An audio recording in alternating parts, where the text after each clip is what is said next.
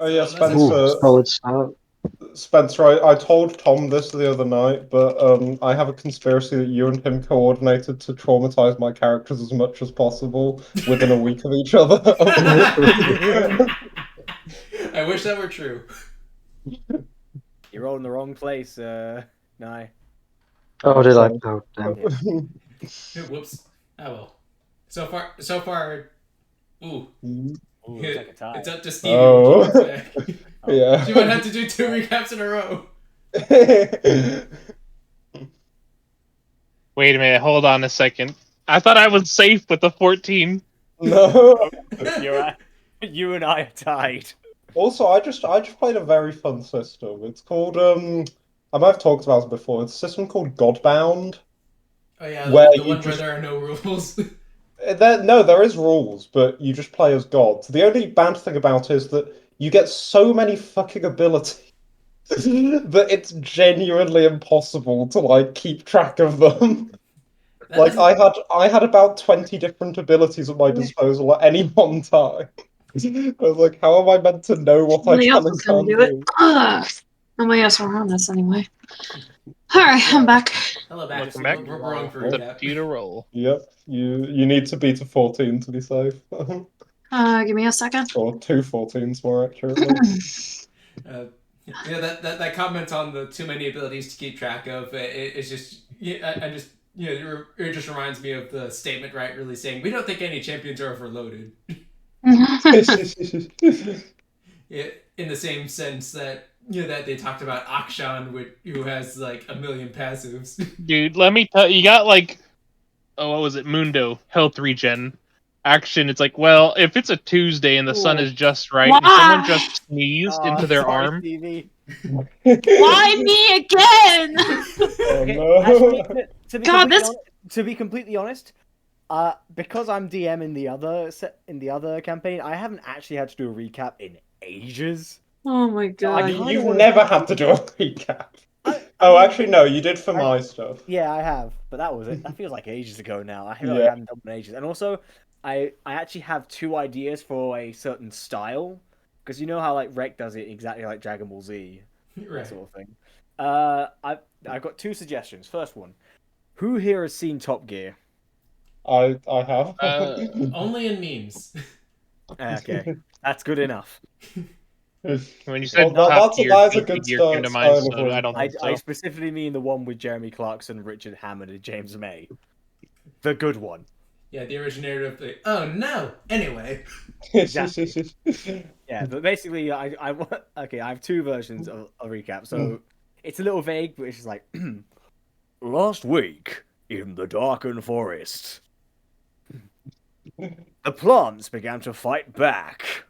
Leaf walked across the seams of the universe, and Mortar was scared by straw. Or alternatively, a more detailed version. So go into forest, get scared, find bear. Bear is scared and dying. Plants attack us. Thelm deals with it. Lilyaris is scared. Bryn hides. Mortar angry. Leaf gets killed. We all angry because Leaf is killed. Leaf is not killed. Leaf is glowing blue. Bear is glowing red, but only Leaf sees it. Leaf stops the glowing. We find Temple. Lilyaris scared of Scarecrow. Mortar not scared of Scarecrow. Scarecrow talk. Mortar scared of Scarecrow. Mortar rip Scarecrow out of ground. Go into Temple. And Scarecrow I think you forgot a very important thing. Didn't Scarecrow wind up back in ground? Yep. Oh, I didn't notice that actually. It was Bryn was just looking back to see if anything was going to follow him, and the Scarecrow was back in the entrance. Oh god. Fucking fiddlesticks, mother. Yeah.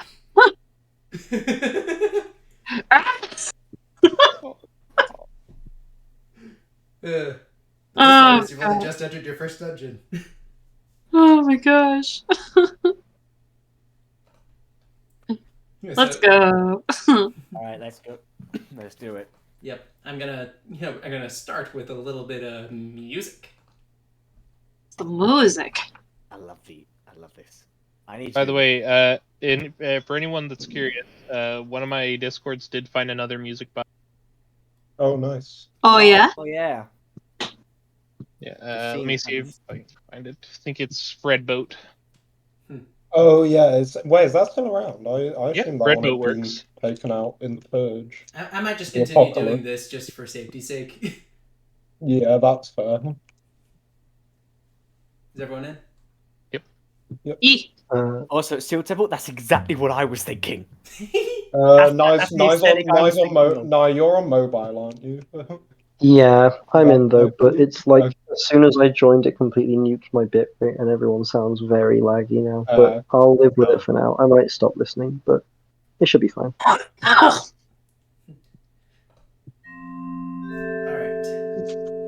Entering the temple, Lily on Mortar's back, and Bren bringing up the rear, very unnerved by what she saw as you guys exited through. You come across a little bit of a fork in the road, amid all of the dark stone. On your left, you see a passage that darts, that goes forward for a little bit and then darts to the right. And to your right, you can just barely see a staircase through a solid wall of darkness. So does the darkness look supernatural? Roll an Arcana check. Wait, I forgot you need character sheets to play D&D. You're going for 6 hours of it. What is wrong with you? To be fair, the last one wasn't really D&D. Oh my gosh. See, this Yeah, is why it was less of a character sheet, more of a list of abilities. Yeah, so okay, Potato, Arcana. tomato. Oh dear. Okay, that's not too bad. That's a 6. It's definitely unusual, but it's very hard to tell if it's magical. Yeah, my mind seems to inexplicably be focused on things other than how magical this darkness is. Yeah, most notably the inscription that's on the wall that divides the fork. Can I read it? No, it's written in a script that you don't recognize. Does anyone else recognize it? Does anyone want? Not exactly. No. Like, you're all looking at it, and it's like these vague symbols that seem to not communicate anything in particular.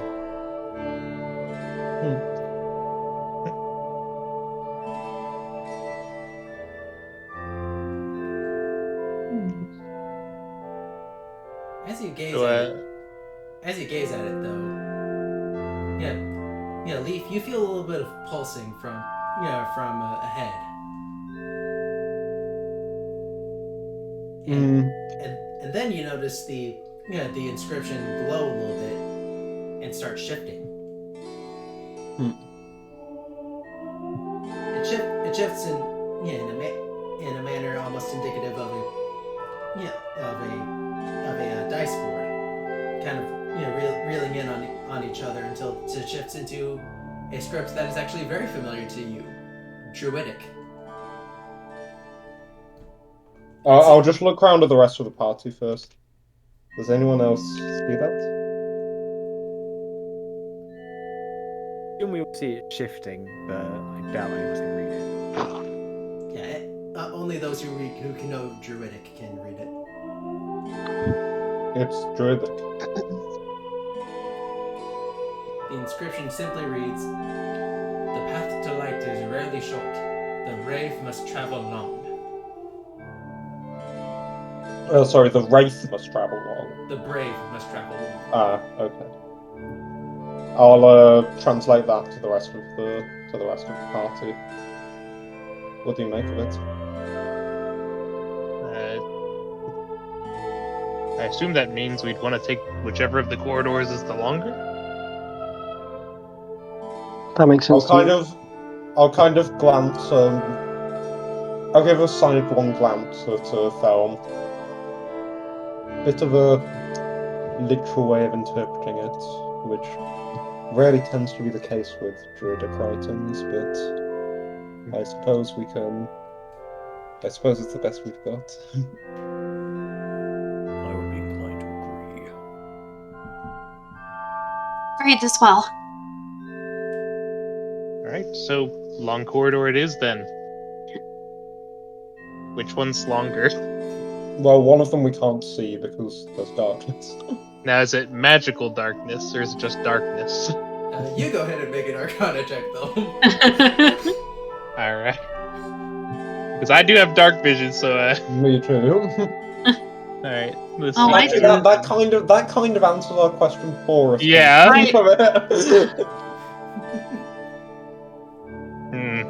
Yeah, you can definitely tell this darkness is not normal in the slightest. You can't tell what exactly is causing it to be this dark, but it's not caused by the general shadows. I imagine Thelm's just kind of leaned over, eyes squinted, trying to see past it. No, I can't see anything. Yeah, didn't the thing say something about the brave take the long path? Yes. Are we the brave? Would that mean we would have to take that dark path then? Thelm kind of looking, kind of just like, that's what I'm afraid of.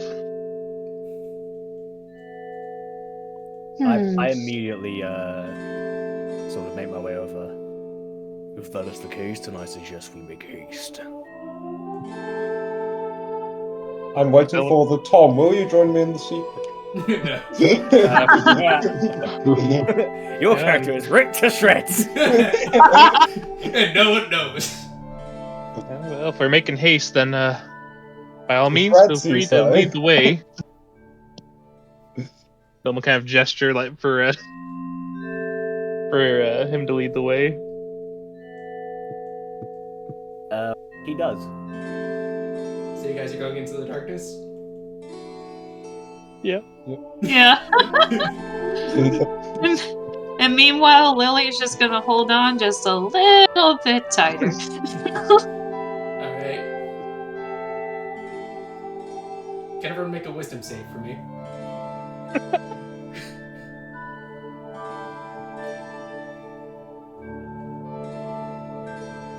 I should Okay. be good at wisdom saves. Hey! Nice. Oh, Not as nice. Oh. Kinda nice. I'll repeat. Sorry, give me a sec. I will bad. just repeat. The shreds, you say. And his Thank. wife? To shreds, you say? Okay.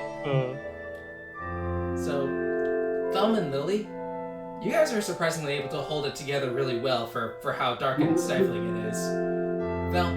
Thelm, it kind of, this darkness, while extremely intrusive and dark, kind of reminds you of the nighttime shade in some of the forests you've entered. Lily, you've often found yourself artificially darkening your laboratory to get better looks at certain magical infusions you've done in the past. Everyone else, you find yourselves a little bit off-put by the darkness. Mortar, you're not exactly programmed to move in a manner where you can't see 2 feet in front of you. And Why was I not programmed with searchlights in my eyes? you are programmed with searchlights in your eyes. That's the problem. Leaf kind of visibly shivers. I'm not actually. I don't have dark vision. I don't have any searchlights in my eyes. Oh, shite. Whoops. Well, if it's any consolation to you, I don't think that would be of any help here. This isn't normal dark. This is advanced dark. Dark 2. Oh dear. It had to be said at some point. as you make your way, you start. You feel like you haven't actually made any progress for how long you've been walking, and you wonder if maybe there's any point into going this much further into the darkness.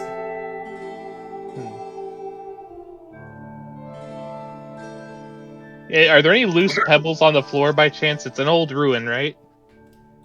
Roll investigation. All right. There's a lot more beginning rolls than in the first session. Man, I don't know what it is about this character, but I'm getting some good rolls. You realize this is setting him up to be any, right? Hey, if it happens, that it doesn't happens. bode well. It is what it is. I've got like 10 more characters on the sideline anyways. Those threats don't scare me.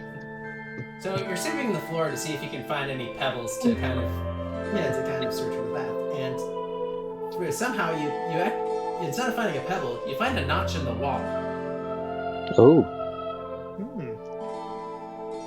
I'll kind of follow that and see if it's something I can define as more than just a single notch, or if I can even leverage it.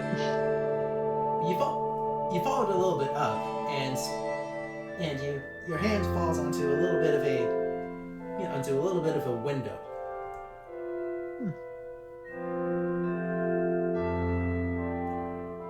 Now, when you say window, you mean like just a little opening kind of a thing? Yeah, a little opening. Not much bigger than the window of a human house, but big enough that some of you could enter quite easily. Guys, I think I've found another way. Oh? Wait, really? Yeah, there's What is it? bit of a small opening here in the wall. How small? I think most of us could fit through. I could take a look in and see. If you're happy crawling into a small space like that, then be my guest. Though I think I'd rather avoid it, but if it's really necessary, I suppose I can. Why don't you hop in and let us know what's through there? Alright, it can't be too different than climbing and crawling through the caves of my home. They'll kind of hoist himself up and kind of into the window here.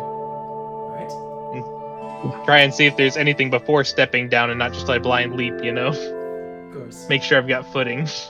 Roll a perception check at disadvantage because it's still kind of dark. Alright. Perception. Oh, not bad. Wait.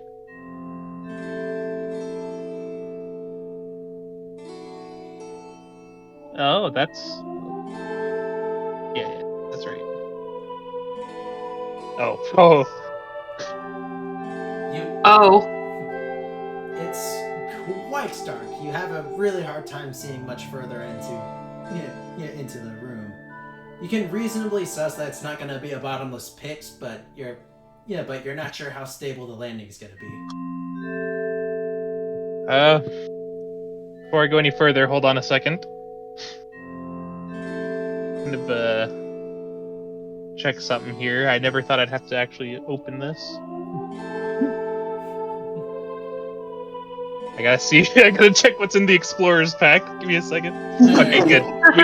We got rope. We're good. All right. Before I'm taking a blind leap here, he's gonna kind of. You hear the bag open and some moving and stuff, and tie a knot around himself. He'll throw the other end over.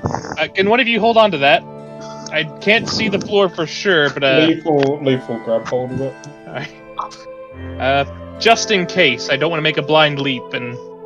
Well, not live to regret it. I'll look over at Mortar. Maybe we could tie it around your arm. That might help. I immediately just grab hold of it as tightly as I can. All right. I will take my first blind step here. All right. You kind of rappel down the window a bit. And I noticed he's somehow lighter than several people within the village, Yeah, I'd say so. Yep. despite the fact that you're like 3 heads taller than them. I mean, to be fair, gnomes are quite stocky. Yeah, I'm just saying this guy needs to eat. Eat them. You're too thin. He's got no muscles. That's -3. He has a strength modifier of 4, dude. He is a stick. Oh my gosh. Send your noodle arms. Oh, he's the noodles are dangerous though, as we've seen. He's anyways, he's a danger noodle. Wait, he's not the one who can turn into a snake. You know, if I turn to where things aren't looking me head on, I actually just disappear. He's Mr. Good Punch.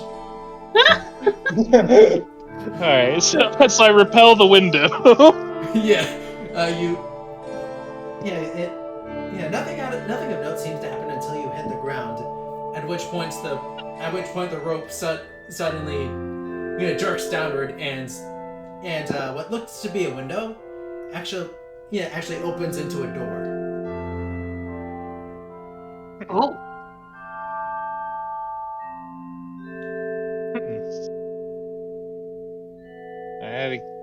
I guess I'll just open the door, or try to. Gonna try to push it from inside? Yeah. Alright. Assuming that there's no way that it opens in. Make a strength check. Let's see how long this takes. I'm sorry, guys. This is gonna be like 3 days. It's okay, take your time. But there is no choice but to take time.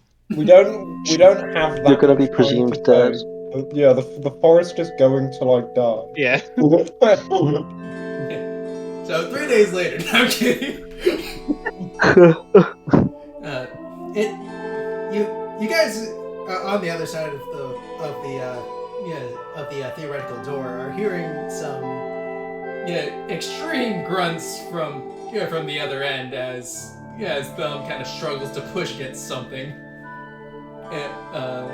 until eventually the door kind of shifts a little bit and opens outward, just enough for someone else to open it from the outside.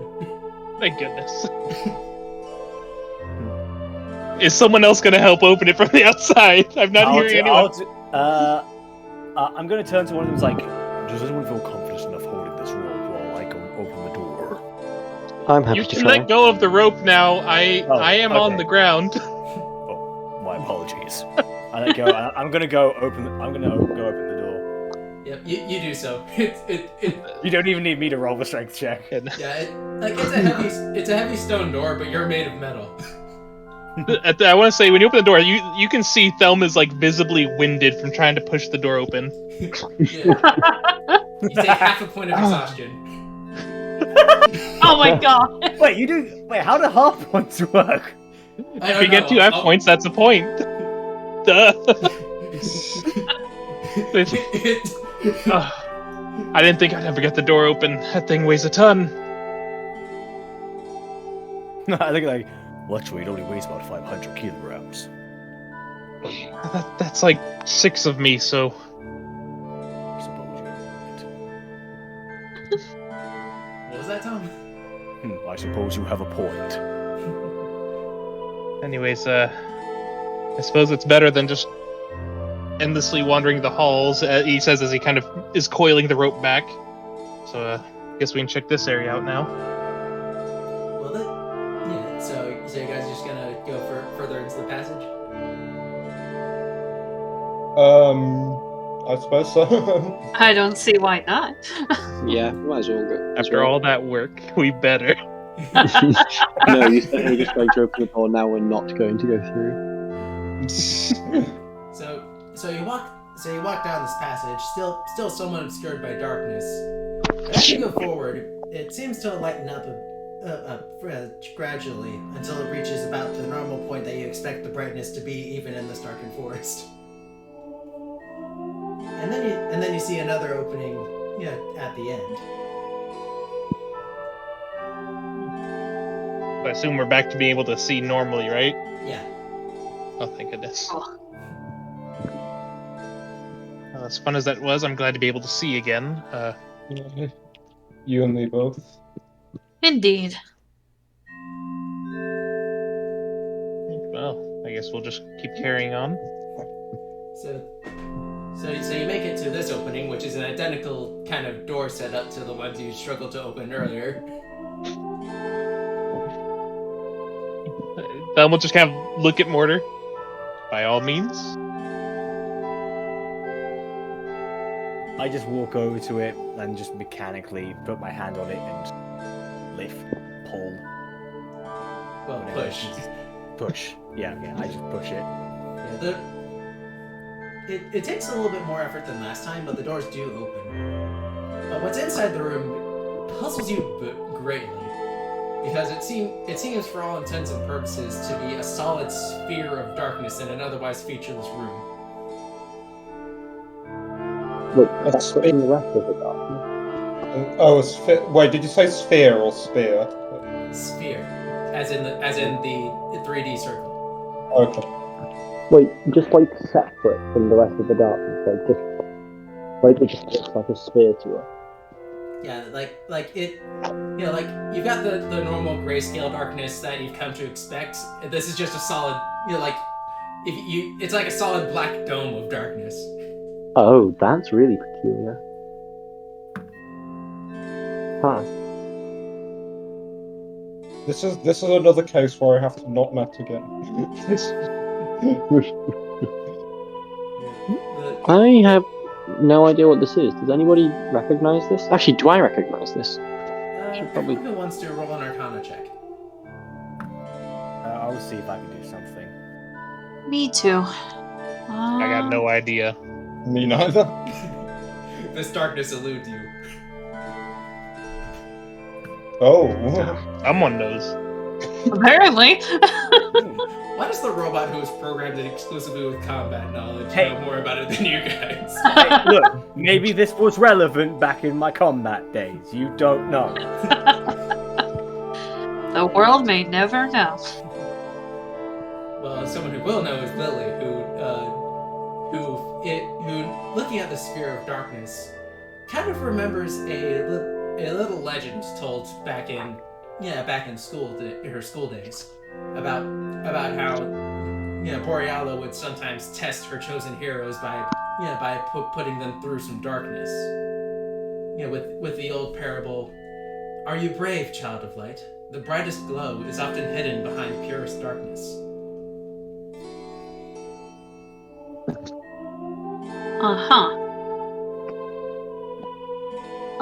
So I will just relay all that little story back to them. And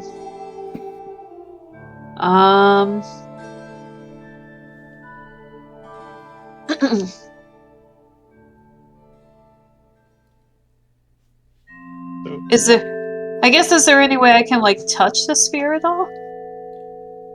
You can certainly try. Okay. I should note, by the way, Leaf, those Yeah. pulses you've been feeling guiding you to this place, you feel them at their strongest here. He kind of nods. We're close to wherever we need to be. So you're gonna touch the thing, Lily? Yeah, I'm gonna try to touch it. Alright. Make a charisma saving throw. Okay. Okay. Oof. Oh no. Oh fuck. Okay. Yeah, you put your hand on the sphere of darkness. You see your hand disappear, and you suddenly freeze in place. Yeah, you cannot move any of your muscles. Miss Lilyaris, is everything alright? Can I still talk? In a very strange manner. You can only talk in Yoda speak. No. How stuck I am. She suddenly sounds like Sneeko from my campaign. Yes, hello. I am deceptive shopkeep, but I am forced to be deceptive. Oh my gosh. I have transcended campaign. Now I am halfling. No, but yeah. Hello. Oh God, no! Oh, please, no. anything but that. I'm not ready for this. No one is. No one Well, is. No one is Not ever that ready for the hello. So We'll explain it later, Stevie. okay. It's actually live on the Course Quadroon videos. Gotcha. Oh no. But she's just gonna. I can't move. I immediately go and try and yank her out. You do so quite easily, and as soon as your hands are moved from the darkness, Lily, you're able to move freely again.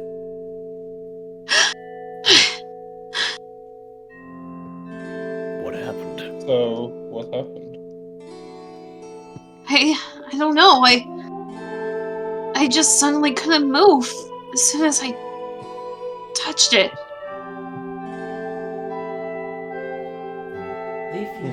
Leaf, at that moment you feel a pulse, but far from the kind of generic pulses you've been feeling so far. This one feels like it has a tinge of beckoning. I think maybe it's meant for me. And Leaf will proceed to reach in. I'm gonna stay very close just in case he needs someone to pull him out again. You stick your hand into the sphere of darkness, and nothing really happens. You just lose sight of your hand past your forearm. Do I feel anything in there?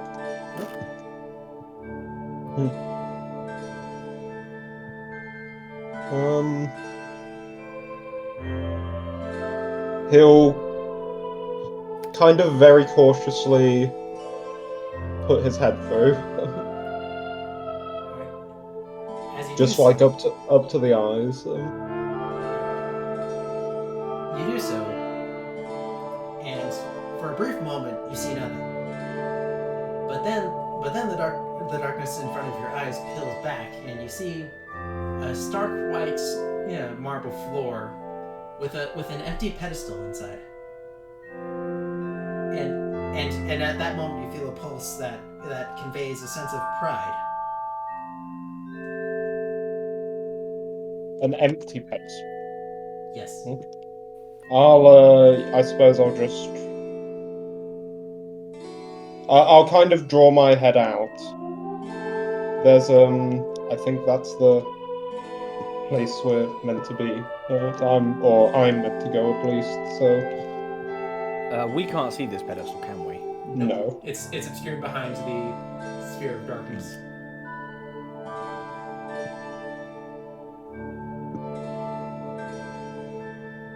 So, yeah, he'll just say, well, I don't know if any of you can help me should I need it. well, we could always tie rope around you and pull you out if need be. That's a good idea. As you say that, you feel a pulse of reassurance. No, actually, I don't know. It's hard to explain. I have a strange feeling that I can go in here, and I'm supposed to even alone.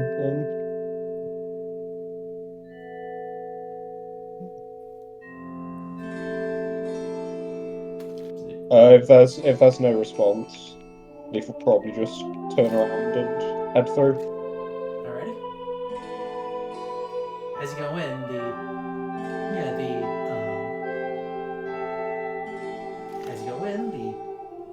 you see the pedestal again, and the pulses begin to have a bit more of a definition.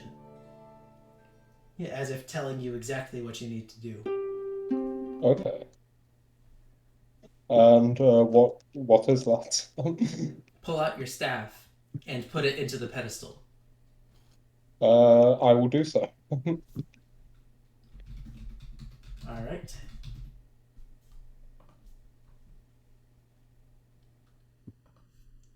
As you do this, a brilliant, golden light begins to envelop the staff. Your, the glow begins to, to overtake it. Before the star chart that had been engraved on it before, begins to turn from a brilliant, from its natural brown hue, to a golden, silver hue.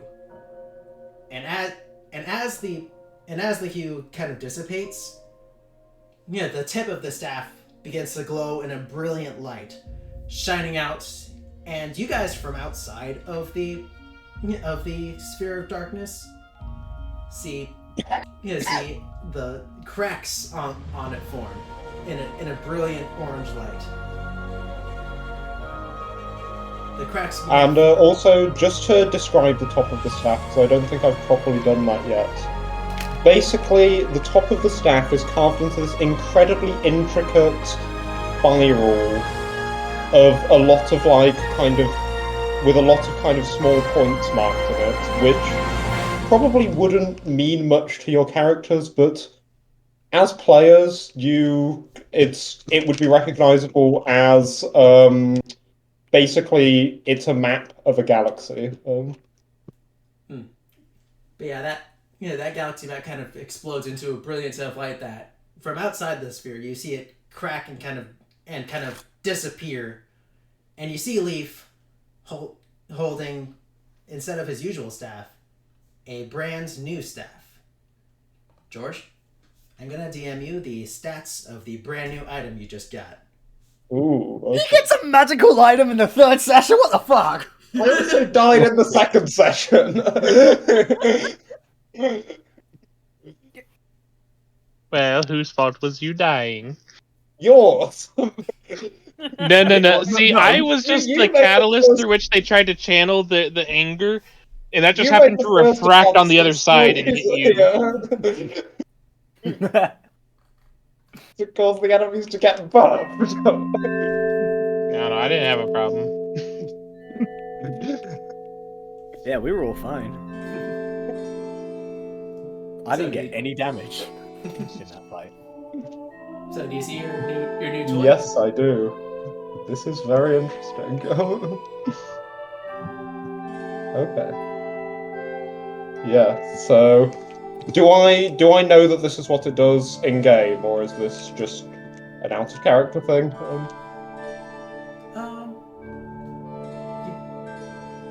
You kind of get a feeling for its innate magical light as you see your surroundings have a full color for the first time. Okay. And And yeah, is the magical darkness still there? the sphere of magical darkness? No, that was destroyed by you acquiring this.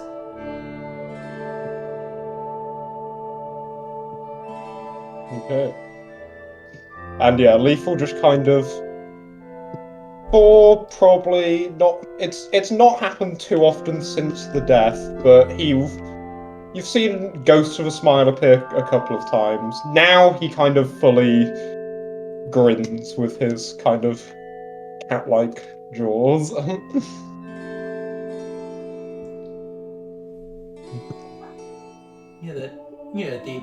The feeling of warmth is shared through the staff, though no words are formed.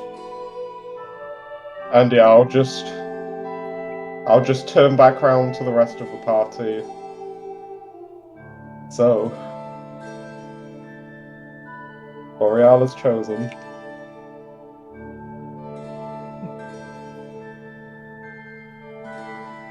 Had a feeling they had something planned for you. I mean, they did bring you back to life. Don't remind me. Apologies.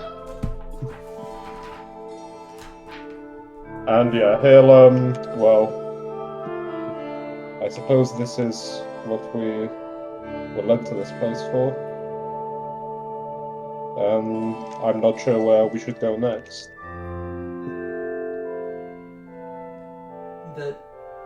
Your staff kind of gives a pulse and your arm kind of subtly moves toward the direction of the passage you just came from.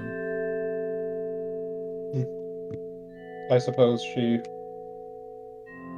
can guide us. And yeah, he'll kind of just follow that. So is it basically it's saying to go back through the passage we came from, right? Right. Yeah, Although as soon as you start walking, a section of the wall crumbles down, and a set of 4 Bramblers, stumble through.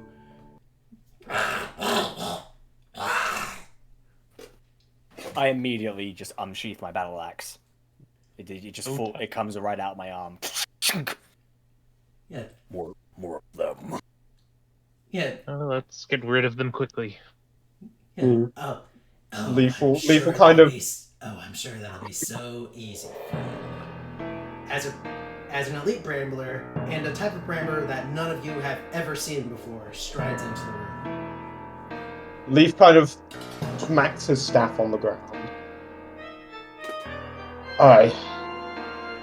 With the light with me, it will be easy. Wait, does the Brambles haven't spoken before, have they? I'm not going insane. No, they haven't. Right, and were those words from the new Brambler we've never seen before? Yeah. As far as you can tell, this new Brambler is kind of an assortment of thin vines that seem to have been pulled from the ivy at the top of the trees. And it kind of looks at and it kind of glares at Leaf and simply says, "You may have the staff we've been trying to acquire for the last week,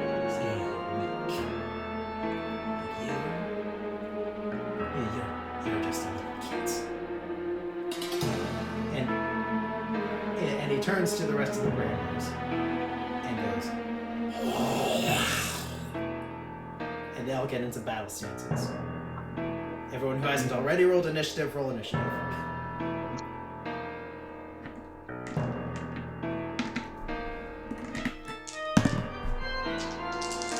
Does Leaf have the exact name for this player? Alright. Yeah. This is already going better than last time. It's already going better for you last time because one of them rolled a natural 1. Okay. Oh yeah. And we're all level 2 now, right? Yep.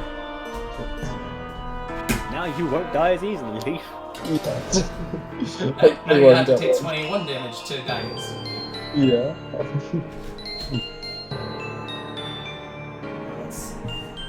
I should have had these stats up in front of me from the get-go. What am I doing?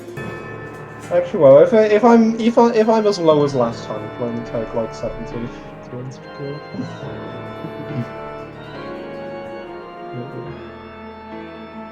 No constitution modifier, everyone.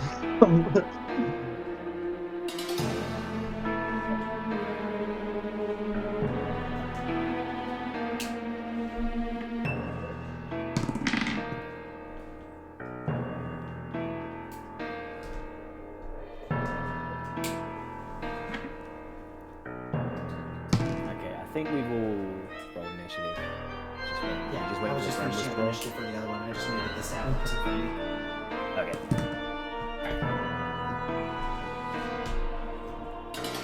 I got a nat 1. Can I be higher level? Then I'd have advantage. That doesn't come until 7th level? Is that a barbarian? Right. Yeah, it's a barbarian thing. Barbarian is still one of the only classes I've never played. Well, I'm enjoying this one very much. I think Barbarian, Ranger, and Monk are the 3 I've never played in my life.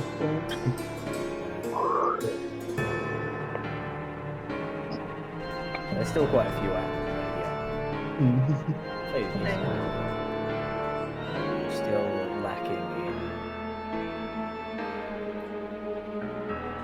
Let me pull up the class and see what I haven't played. What's your dex score, Bryn? 13. 13. Yeah. Okay. Gonna have to have a roll off for this initiative order.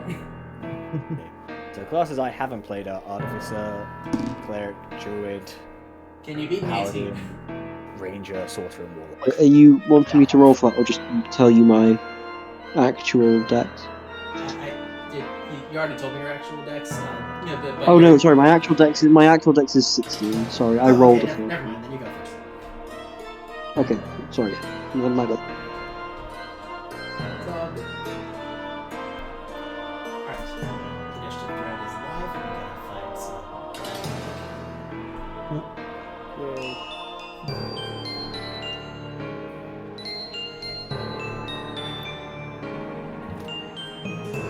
gonna find Spencer, can I just get a clarification on how one of the features of this staff works?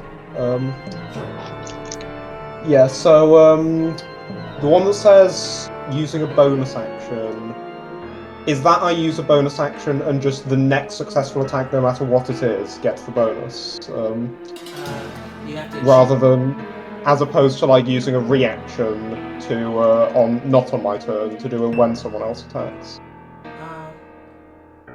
It's it's. I hadn't considered that actually. I mean, either approach works. It's just whether you want me to be able to control which attack gets whether you want to use up my reaction or my bonus action, basically. It'd be bonus action, so it'd be the next successful On my attack. turn. Yeah. Yeah. Though you get to choose which ally benefits for this. Okay, that works. Okay.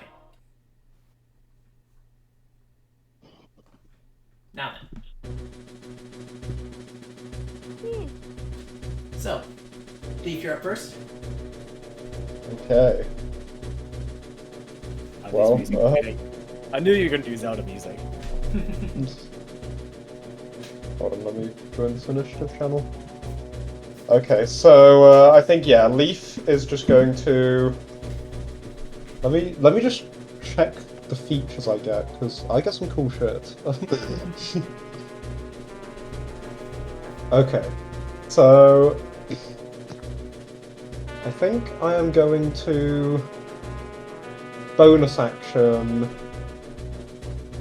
and kind of smack the staff on the ground, and kind of Leaf's body seems to just take on a starry form in a constellation that the ones of you who've studied the stars would probably recognize as one that is known as the Archer.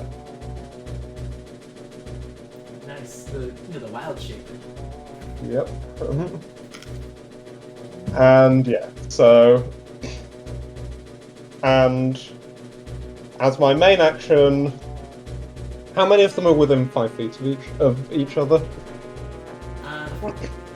The four normal Bramblers are right up in front with each other, but the elite Brambler and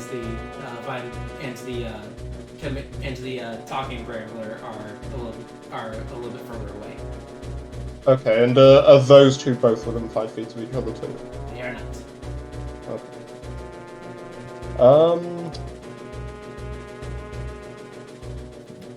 I'll probably just cast just go for the default produce flame then on one of the.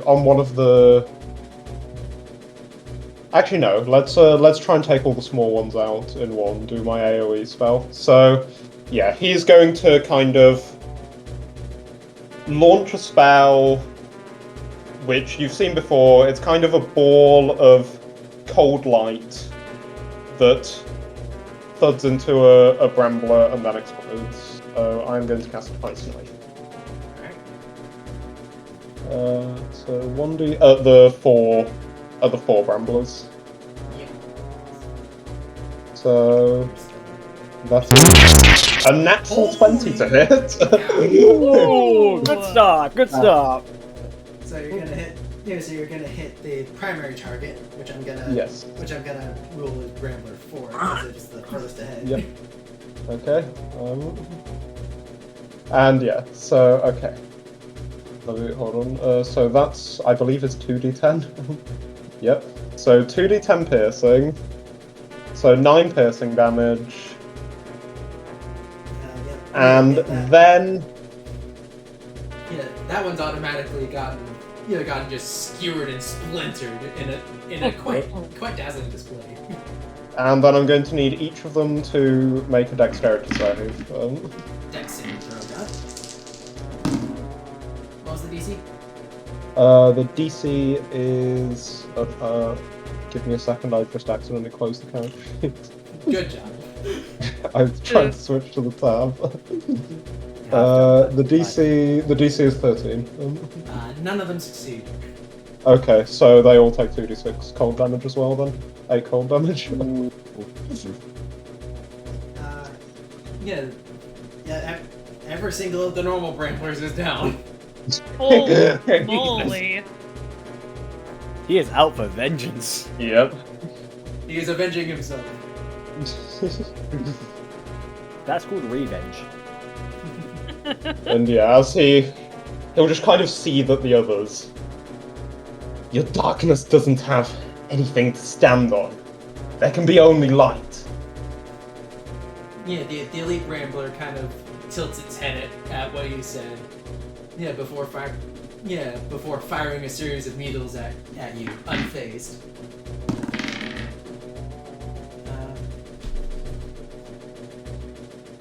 Does a 19 hit? A 19 does it. Alright. Is he gonna immediately die again? We shall see. Please no. No, you take 5 piercing damage. Okay. It kind of just hits your shoulder instead of your gut this time. Yeah. It's still quite painful. Plus, the starry form probably also helps somewhat. Alright. That's it done. Film, up to you. Alright, so if I'm not mistaken, oh wait, hold on. I lost my thing. There we go. Alright, so we have the Elite Brambler and the Talking Brambler. Which one's closer? To you, the Talking Brambler. Alright, he's the one made out of vines, right? Not the bark and everything? Right. Alright, good. Okay. Yeah, I'll go for a good old classic whack. Alright, roll to attack.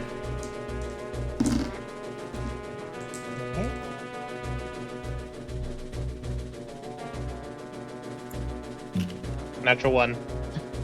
Oh dear. That's a little rough. My Yeah, and that's with your quarterstaff, right? yeah. You kind of, you're kind of charging it. You swing your bow staff at it, and it catches it. All right. Well, while it's holding it, The Brambler just says, "Surely you can do better." all right, I'll make an unarmed strike and hopefully do better. Okay, I will. All right, it's a little better. It's not a natural 1. I burnt all my good rolls at the beginning of this. Apparently. Well, you, it's just enough to hit. Okay, I'll take it. Whatever. Ah, surely you can do better. Ah, what the hell? Yeah. Yeah. Oh. Oh. Hey, I'll take it. It's damage. It's better than what I had. Yeah, you kind of do your open palm strike into its forehead, and it simply looks at you and says, "Revolting." I know exactly what that's for. Yeah. Once again, KOTOR references. There is nothing you can do to me. Do your worst. Ding, ding. Revolting. Hey, what matters is he didn't catch that one. Because if he caught that one, I might have been in trouble. I mean, he caught your staff and he caught your hand. Yeah, he caught my staff, so he could catch these hands. Yeah. Anyway, Bryn. Okay. I'm gonna use my fire breath again. Can I get multiple within a 15-foot cone? If you stand right next to the talking Brambler. Yeah, I'll risk it. I'll do that. Alright. So that's a DC 12 Constitution save for all of them. Okay, all 2 of them. Yeah. Neither of them succeed. Cool. So that's 2d6 poison damage to each of them. Alright. And that ends my turn. Are you gonna roll the 2d6? Oh, that's a good idea. I will do that now you mention it. 1d, 2d6. So that's 5 to one, Alright. and 8 to the other. I'm happy with that. Are we sure it's not just a 2d6 for the same 2d6 roll for both of them? No, I don't. You don't normally roll. No, I don't think so. You don't normally roll you 2 do. damage. No, you for do. every You do. entity. You do normally. Really? Yeah. Oh, damn. Okay, fair enough. Then It's just one spell. 5 isn't it? d6. Yeah, 5 then. I'll take the first roll you did. Yeah, that makes sense. Yeah. So, Huh? I don't know that. So you kind of belch this breath of acid at these 2 Bramblers, and the various needles on the elite Brambler kind of wither and kind of crack a little bit, and it just starts vigorously shaking its head, trying to dissipate it. And the talking Brambler, as it's holding Thelm's quarterstaff, looked you square in the eye, Bryn, and just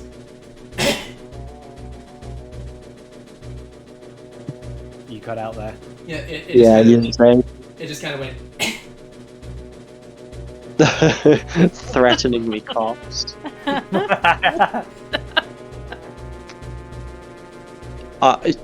Bryn won't really know how to respond to this. I'm just gonna go, yeah, that's right. There's more where that came from too.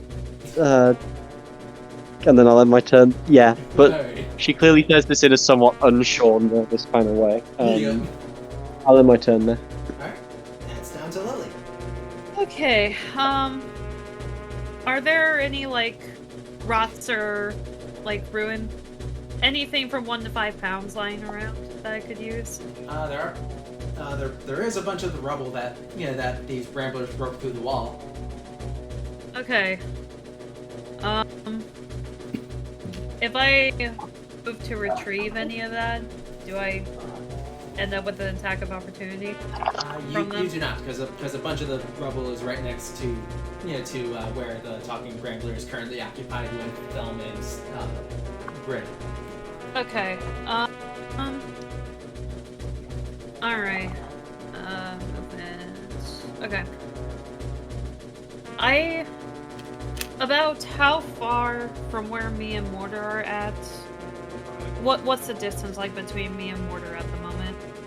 From us to the Bramblers? From you to the Bramblers, about 15 feet. Okay. So I will nudge my way off of Mortar to the ground. Move 15 feet to grab a piece of rubble. And then use my last 10 feet to back off. And I would like to, and with this piece of rubble, I would like to cast Catapult on the talking Brambler. Alright. Go ahead. Okay, so I'm gonna throw this piece of rubble at the talking Brambler, and he needs to make a dexterity saving throw Gotcha. with a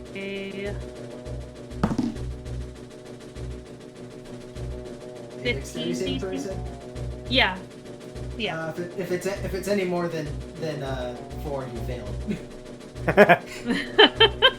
I mean, considering how the minimum is 8, I'm gonna say yes. Yeah. Okay, so nope, that is frostbite. I want catapult. There we go. Failed save. The object strikes. The target stops moving. Okay, so he's gonna take 3d8 bludgeoning damage. Ooh. I think you mean bludgeoning. Yes, thank you. Bludgeoning. That sounds gross. That sounds Bludgeoning. horrible, actually. It's like the scene with the Hulk in What If. He just explodes. 16 damage. That's a lot of damage, actually. Yeah. For a tiny piece of rock. Yeah. It was like a bullet. Yeah. In fact, you could say, how do you want to do this?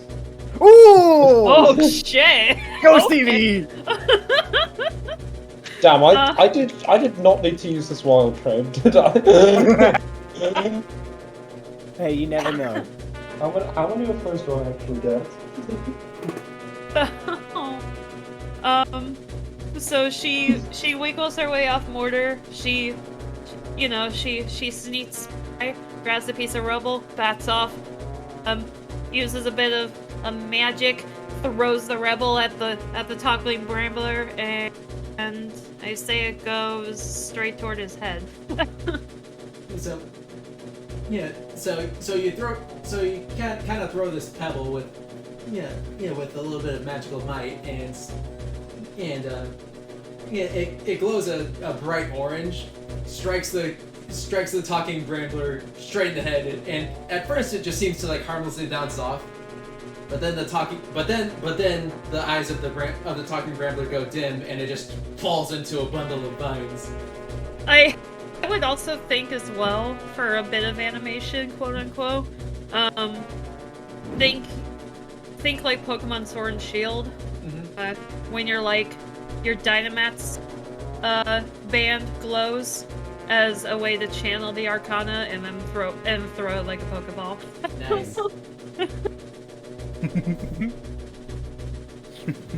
Good. Yeah. Unfortunately, we're not catching this, Revenant.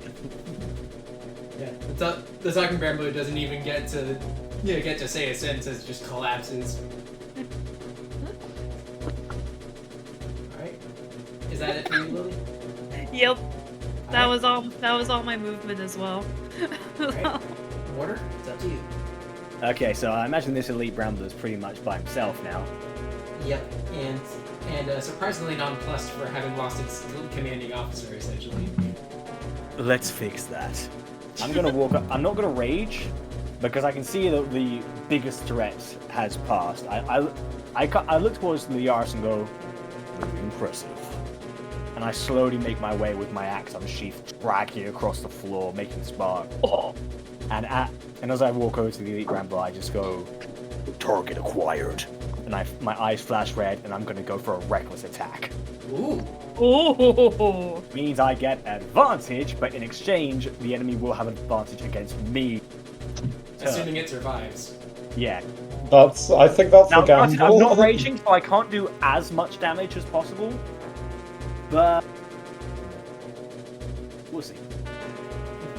Plus, what is my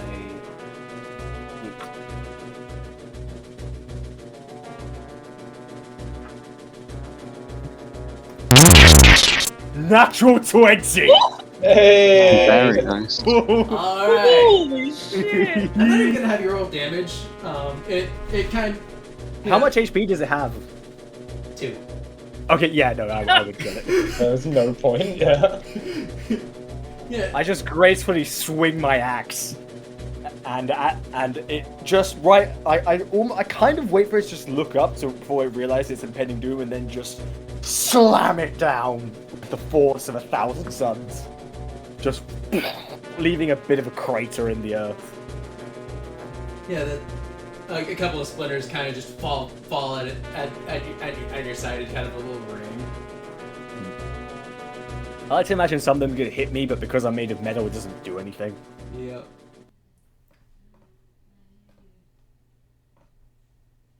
Oh, I love reckless attack so much. I've been waiting to be able to use this. So you're with the Bramblers dead and gone. The mood of the room kind of quiets down a little bit, and your staff leaf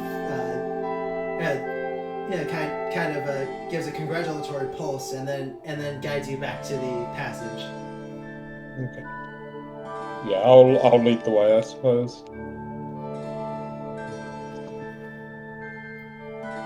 Also, I will also point out the druid with 0 constitution is not supposed to lead the way in a D&D party. I'm gonna stay like right next to him just in case. Yeah, that's probably a solid idea. Alright. As you guys continue walking, you reach the point where you had escaped the magical darkness last time. But now you see the darkness kind of crusting away as if you're cleansing the palate a little bit. For 30 feet in front of you, everything's in full color. And as you're walking through this passage, you're actually able to note some intricate designs on the walls that seem to depict a great battle with Boreala guiding a very elven-looking gentleman holding a staff very much like what you currently hold. And casting out some darkness in a tree. Leaf regards it with interest. Seems that there's precedent for this. You get a pulse of affirmative from your staff. I look to Lilyaris reassuringly and go, "There is hope yet." She smiles and nods. I'm like, yeah, there definitely is. More than there was a few hours ago, I'd say. Indeed. And wanted to say as well, I guess moving on, I think Lily would want to have taken a piece of branch from the talking Brambler, study it for later, see if she could find anything new. So one of the vines that collapsed from the talking Brambler? Yeah. Alrighty. You can So add I that to get- your inventory. Alright. Cool.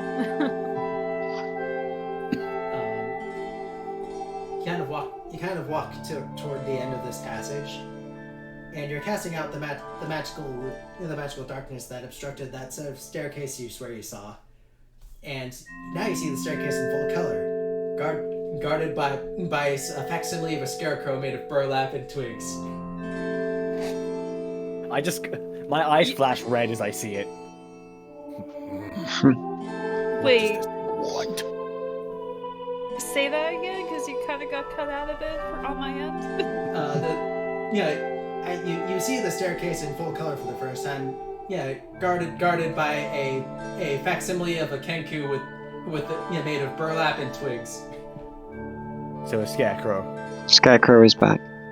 It's a literal scarecrow as well because it's the kenku. I mean, Leaf's starry form is still up at this point, so... Is it the same one from before? Make a perception check. Okay,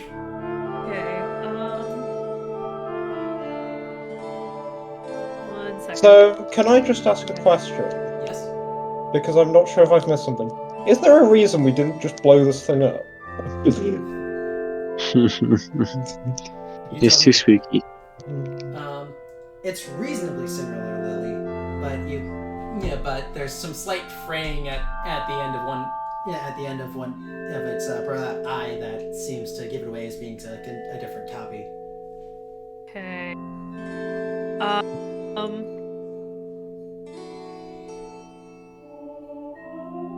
I'm going to carefully, cautiously, somewhat come up to it,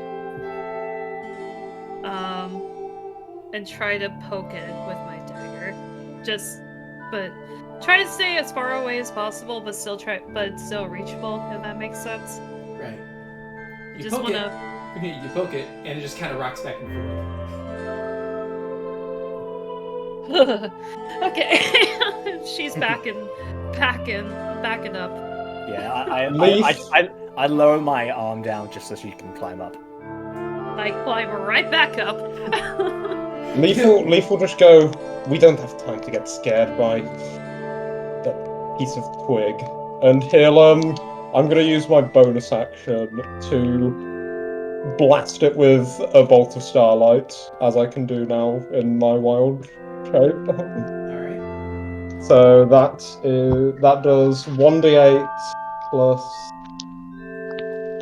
1d8 plus 3. Does anyone need to roll anything, I mean it's an attack roll, so if you want to see if I can hit the let's just go ahead, just for completionist's sake. Add advantage because it is stationary. yeah. 22. Nice. Ooh. Alright, so roll your damage. 6 damage. Yeah, your bolt of starlight kind of hits it full on in the face, and it kind of rocks back and forth again, but it doesn't dissipate. It kind of just stays there.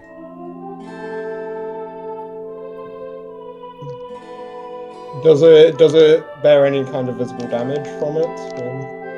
No. If I may make a suggestion. You all remember what scarecrows are traditionally used for. Scaring crows?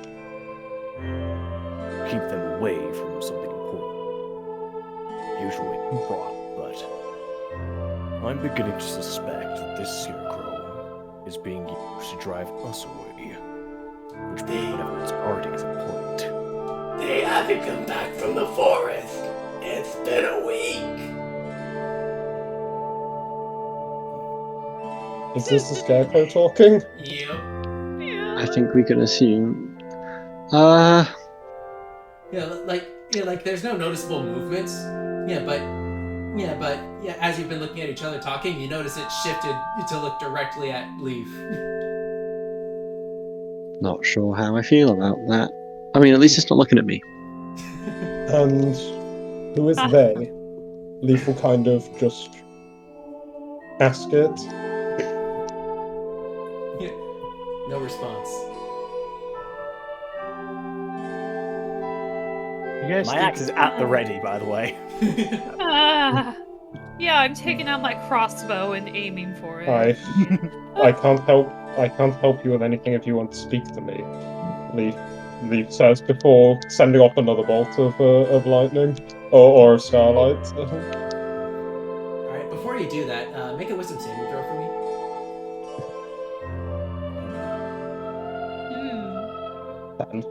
That's not good. Like you move you move to cast the starlight and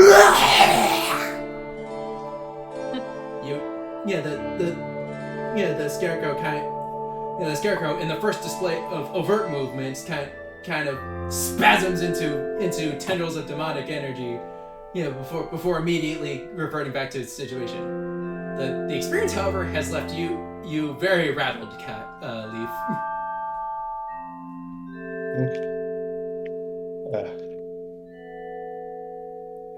He'll kind of like take a moment to compose himself again.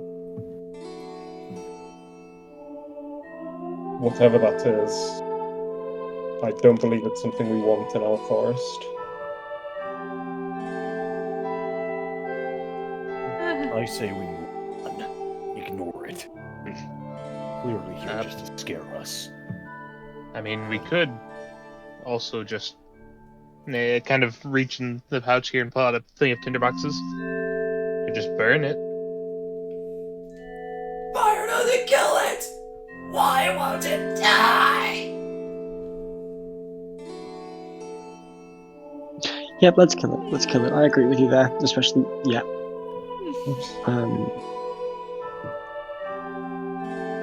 I can do this, or I can let one of you do it, but I just want... This thing creeps me out a What bit. was the first thing it said? They've been... Was it they've been gone for a They've been week? gone for a week, and then after that it was something kill it. Why won't it die? The fire won't kill it. Ah. And its phrasing has got me suspicious. Can I some kind of insight check to see if this is the Scarecrow's own voice, or if this is something someone else has said in the past? That would make sense with the Kenku. Oh, good point. Yeah, you can roll an insight check if you'd like. Didn't think of that. Clever. Spencer out here stealing my puzzles. Tom. Oh, Very Steve.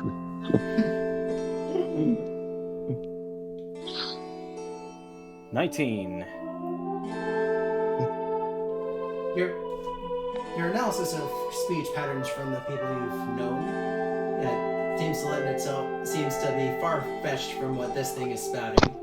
So you can reasonably assume that it's built similarly to Kenku in that it mimics whatever it says. However, the strained voice that it's currently using is not a perfect mimicry of anything The strained voice that it's using is not a mimicry of anything you've ever heard. So whether it's simply mimicking the words or mimicking the voice, it's a lot harder to tell. We are not the first here. It's just an instance. No, that's... We are not the first here. And if we are not careful, we will not be the last. Leaf will just kind of... He'll just kind of put his finger to his lips.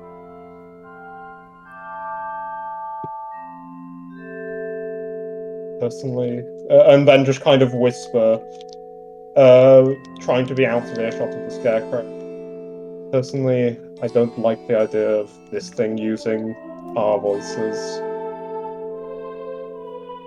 I just nod my head in response. So, do we just plan on leaving it, or... I mean, it says it can't die, but I mean, if it could, I'm sure it wouldn't be telling us it could. Leaf smiles and then looks at Mortar. Have we tried blunt force yet? I just kind of shrug my shoulders, and I immediately go to attack it. Alright? Do I still get advantage? Yes, you do. It is stationary, after all.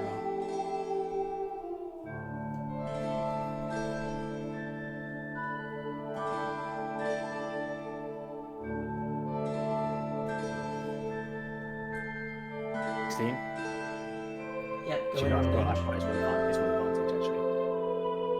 I want to see if I get 9 out of 20.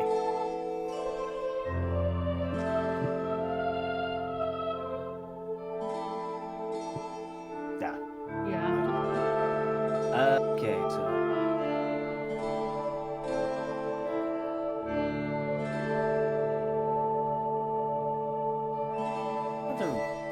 Why am I adding the D? Question Curious. has yet to answer. Curious, sir. It's been months. You need to let go. So your axe goes in a bit of a graceful arc and manages to cleave the upper torso completely off of the Scarecrow.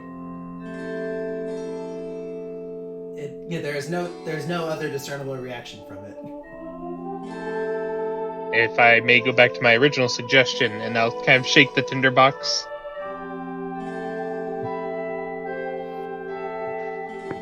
Leaf just shrugs. I just shrug and let him go forward. Mortark just wants to move on at this point. I just want to get rid of this thing. It's creepy, and fire sounds like a very good way of getting rid of it. Alright, in that case, guess I'll get its separate components together and light it up. Alright. Contrary to what it seemed to have told you, it does catch fire. And contrasting how it reacted to the star attack from Leaf, it does. There's no screams.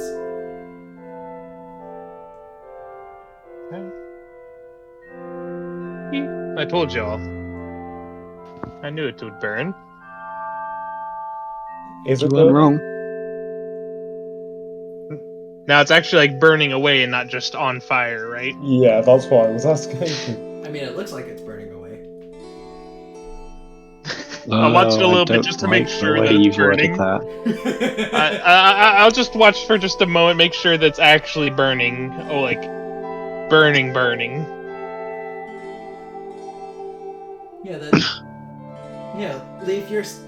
Leave your staff.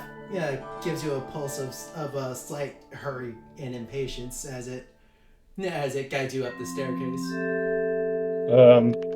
She wants us to leave, says Boreala. Another pulse, and you immediately remember. Wait, you're not. Yeah, you're not holding Boreala. You're holding Blitheräll, her staff. Yes, however, I'm taking it as a vessel. Well, the staff does anyway. It seems to care quite a bit about that little distinction. And Leaf will just gesture to the stairs and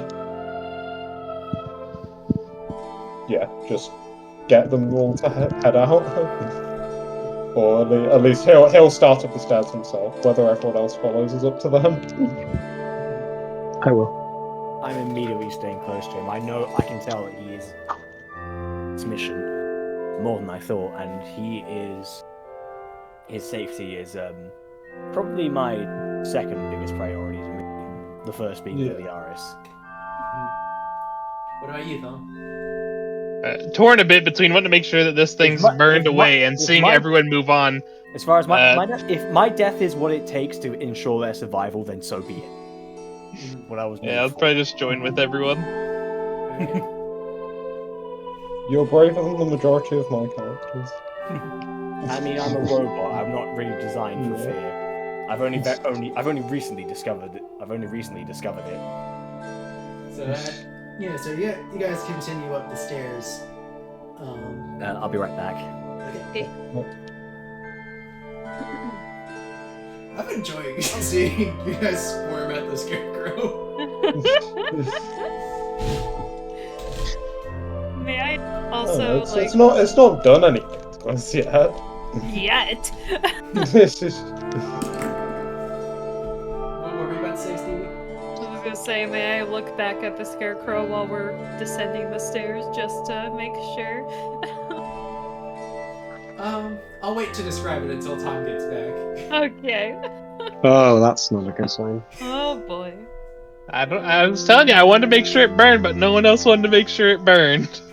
No, it wasn't no one did, it was the staff didn't. The staff kind of has a sense of urgency going on about this. The staff's word matters more than the government. What?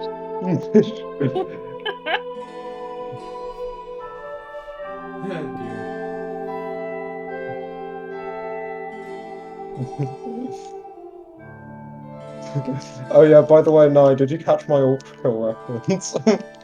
No, what did you say? when I did the full staff thing, I said there can be only light. Is that a Gabriel quote? Yeah, that's one of Gabriel's lines. I didn't pick up on that. It was pretty cool. I appreciate it though. Yeah, it's the angel Gabriel, the Judge of Hell, is possibly my favorite bot in video game history. Oh damn! I didn't realize. I knew you really liked it, but I didn't realize you thought of it that highly. Wow. I don't know. It's beaten by a couple of the Hollow Knight ones, but overall, his voice acting is really good. yeah. He's also coming back, which I'm very excited for. Yes.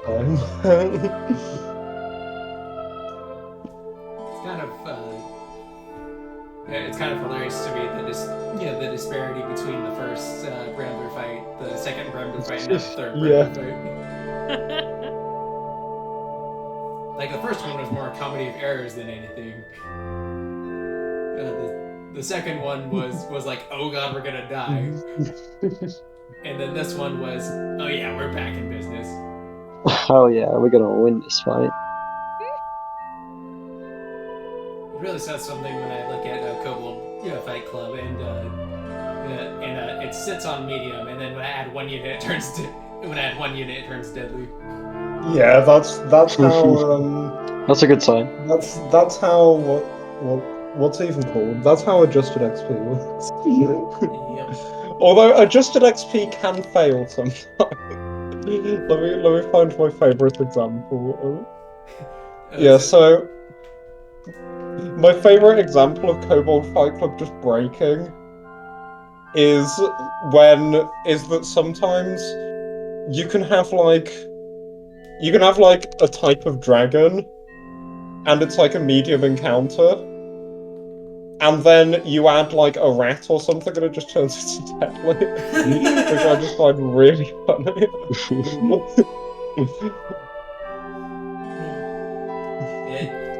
The rats will kill your family, man.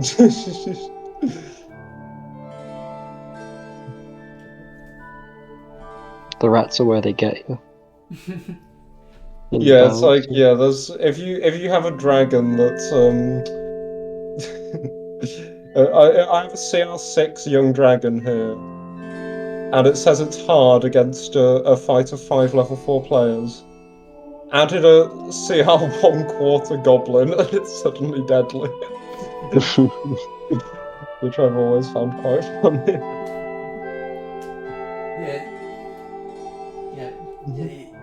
I wonder if it's just thinking that there's more than one source of damage. Clearly, it must be. Yeah, pretty much. I think that is what it's doing. Oh. It occurs to me that the elite Brambler has been halting the initiative order for a couple of. Wait.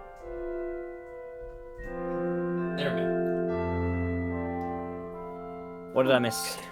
You missed nothing. Just us talking about how sometimes when you add a 1/2 challenge rating thing to a hard encounter, it instantly turns it to a deadly encounter. So you can just add like a rat. So yeah. Also, Lily wanted to turn back to look at the scarecrow. Like you see at the base of the stairs that the scarecrow is somehow reformed, but is still on fire. Uh-huh. That's still quite horrifying. That's what I was afraid of. It's not making any moves though. It's just kind of sitting where it was torn apart from. I guess I'm just gonna turn back to the party. And just say we gotta be cautious. The scarecrow is to the way it was. Make sure it doesn't follow us. I knew you should have made sure it burned. I'm not sure it would have worked. Something about that scarecrow is unnatural. Do you think it could be the same magic as the Bramblers in a way? It is possible. We've never seen the Brambler reform in that way.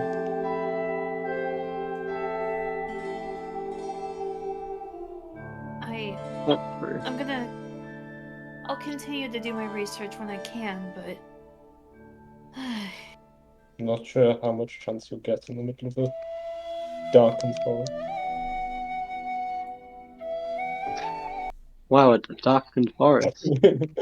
Roll credits. Anyway, at the top of the stairs, you guys see another fork in the road. Yeah, one to the left, one to the right. Each of them curling back. There's a plaque on the wall that starts in that indecipherable script before shifting once again to Druidic. It simply says, Does your path lead you to enact justice or seek the truth? I'll refer to this. I'll refer this to the rest of the party. I mean, I'd call stopping this blight justice, but well, it's both really, isn't it? We want to know the truth of the forest. It is with the truth that we will bring justice. Aye. But that doesn't answer. I'm assuming that's like, is there multiple paths to get? Yeah, it's left and right. The left, you notice that the bright white marble that you have been trekking through has given way to a kaleidoscope of color. On your left, it leans more towards red and black, but on the right, it leans more towards blue and green. It would seem that's our place. But well, yes. Good observation, Mortar, but it doesn't really tell us where to go, does it? Well, perhaps the colors on the floor are more directly tied. I mean, obviously, vengeance would be probably tied with things like red, with bloodshed, and who knows what else, as where the forests are usually full of vibrant greens and blues. This one seeming to be the exception right now. A pulse of sadness comes from Blitheräll.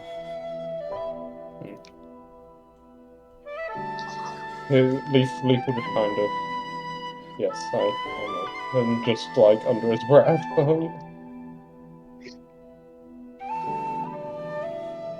In any case, well, which way? If we're taking a vote, I personally think finding out what's going on in the forest is kind of the reason we're here. I'm in agreement.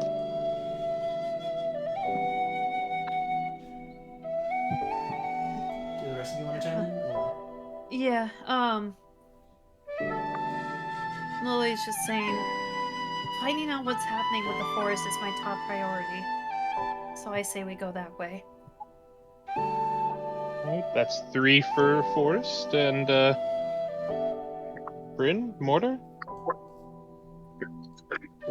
I believe you have more knowledge about this subject than I do. Forest So, works for me. I would feel more comfortable there. So which way is truth pointing to, Spencer?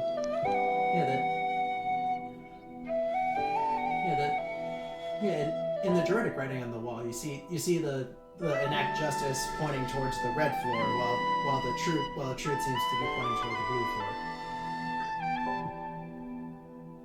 Okay, so yeah, we'll take the green path then. As you go along, this kaleidoscope pattern, kind of begins to, where at first it looks random, it kind of congeals into somewhat of a stained glass looking tapestry. Depicting at first a barren field, and then a sinister looking crow, plucking various glowing orbs from the mouths of what appear to be caricatures of Kenku.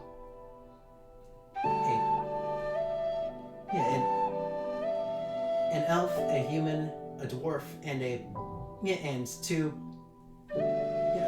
and two tabaxi, each holding a more ornate weapon, begin to stand against the crow.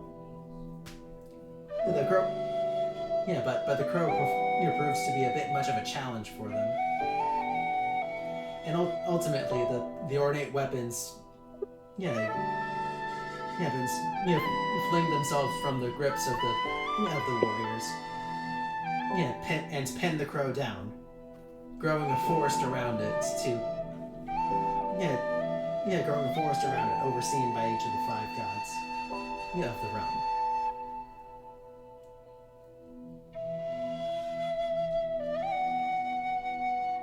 Leaf will just kind of frown at it. This feels very significant. But I'm not sure what we can So do. you said it was with an elf, human, dwarf, and 2 tabaxi standing against a crow. Yes.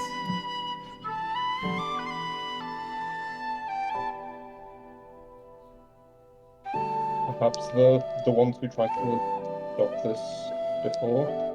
The elf we saw in the art back there.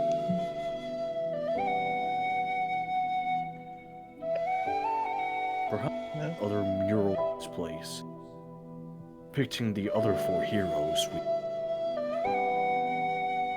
If not at this place. You're cutting out a bit, Tom. Oh, whoops. Perhaps, if not in this place, then in other parts, there may be depictions of the other heroes. He nods. A pulse That's of the affirmative thing. also comes through on Blitheräll.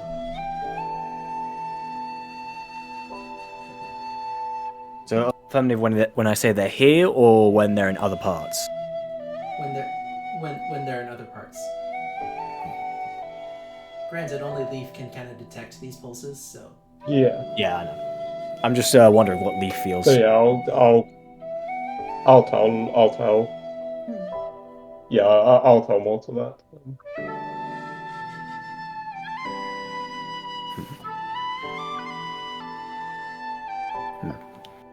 I nod quietly. And it seems this is not our only destination. We may have quite the journey ahead of ourselves. This forest curse may be far bigger than just, well, the forest. Well, considering the gods are getting in on it, then yes.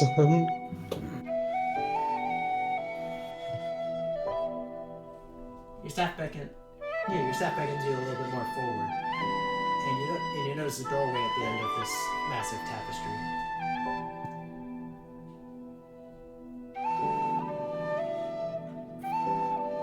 I'll move towards it, I suppose.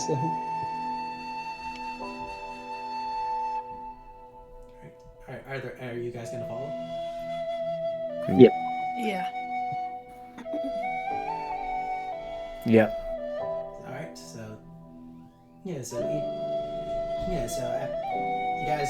walk through the doorway, and you see the room bathed in the white marble that you've come accustomed to, and sitting at the center of the room is the burning scarecrow.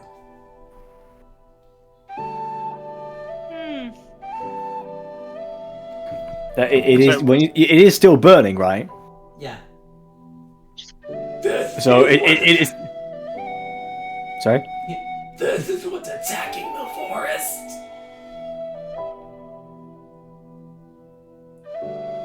We are not trying to attack the forest. We're trying to save it.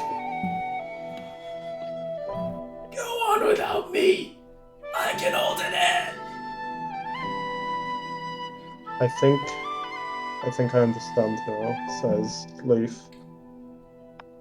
This is those heroes in that tapestry.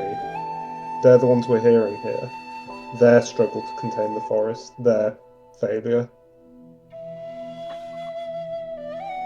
And, well, evidently that elf died and didn't have a god to bring it back. And you and me going down together, monster!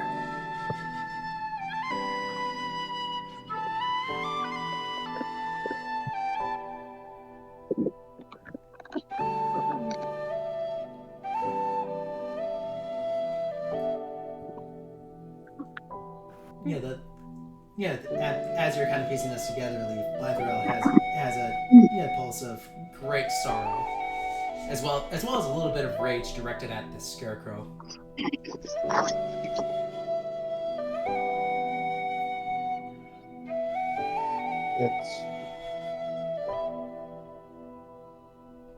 I'll kind of like glance at the staff, a little puzzled. Rage at the scarecrow?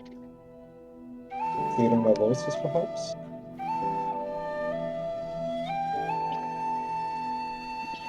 You get a pulse that gives you the sense that it's not quite why. Yeah, and then the scarecrow suddenly stops burning, and its once limp head turns to look directly at you, Leaf.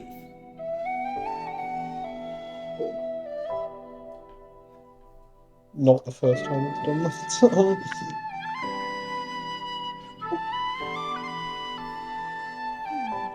I'll try to stall it. You guys go on ahead.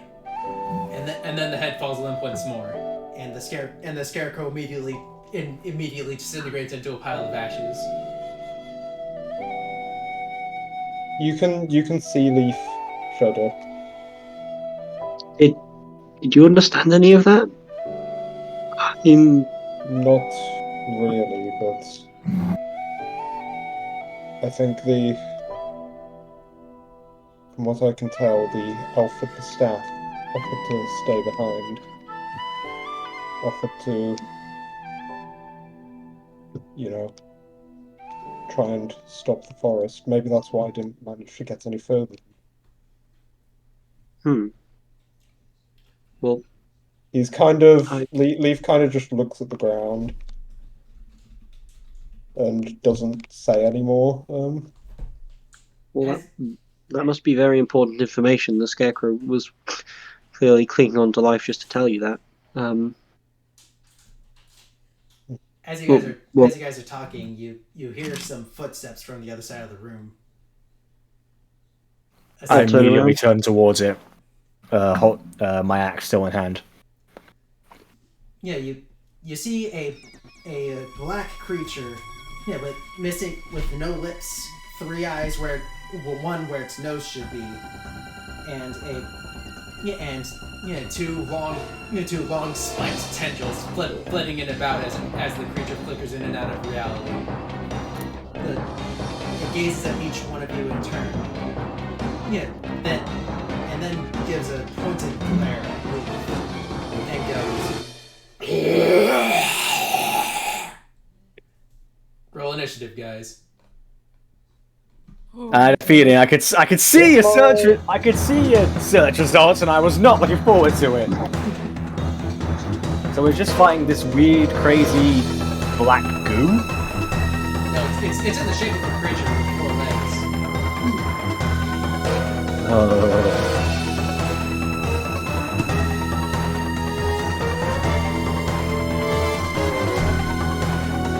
I keep getting such low roll.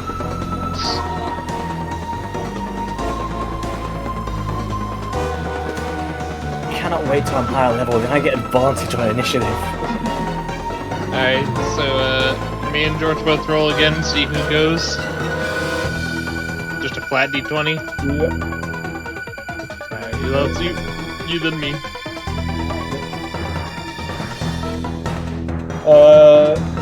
Has it been 10 minutes since the last time?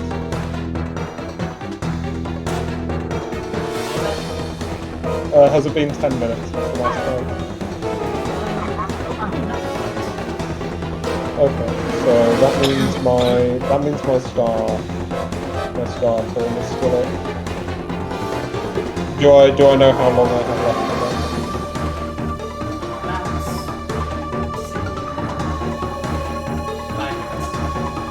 Oh, okay.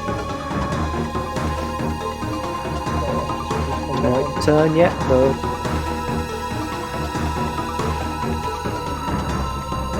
Do we?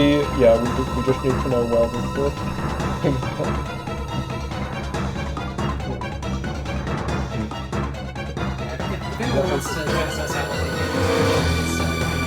Yeah. I would like to.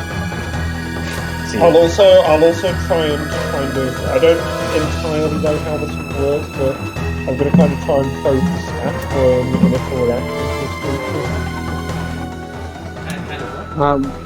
I just want to kind of see what the staff thinks of this creature. What do we need to roll to check this creature out? Nature. Thank you.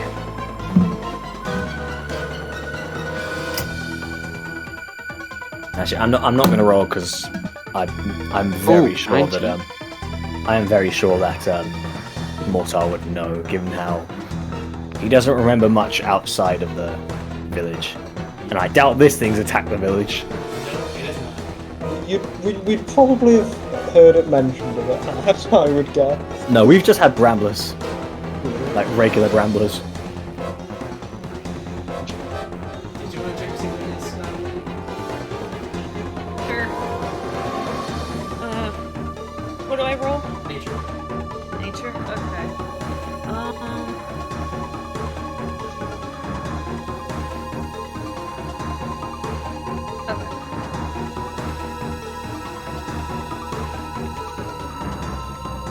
Got 12. Well, you remember dozing off in the classes that taught about this, but you remember the the name associated with the picture, Drachzui. Ren, you've heard the legends quite intimately. The Drachzui is a abhorrent creature that is alleged to terrorize several great forests and temples, and seems to be actively against everything Borealis stands for.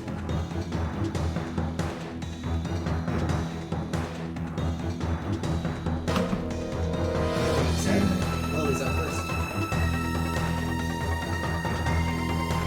We're fighting a creature that appeared in Legends. Is it? Wait, was it Legends as in the legend of like this creature, or was it?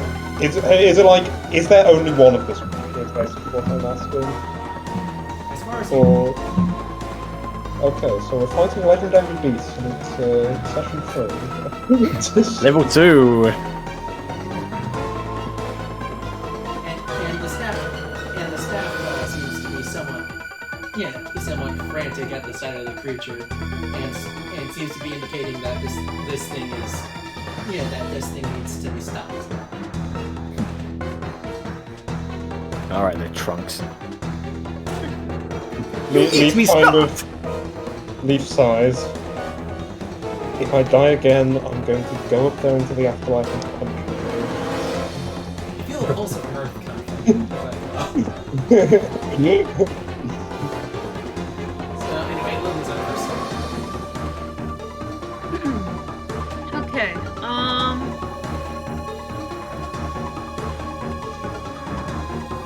Alright, let me think here. About how far is it out? About 30 feet out. Okay.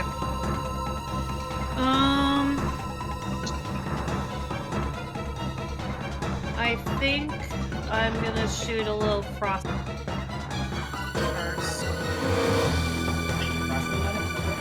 Yeah. You must make a con save. Can we have the initiative order, by the way? It's in the initiative. Oh.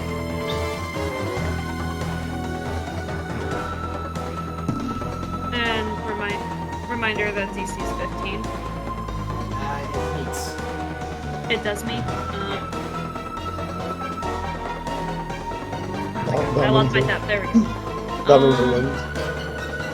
Yeah, nothing happens. Okay. Well, that was my action, so that's my turn. Yeah. You kind of push forth that frost attack, and it kind of touches the creature's face, but it kind of just shakes it instead.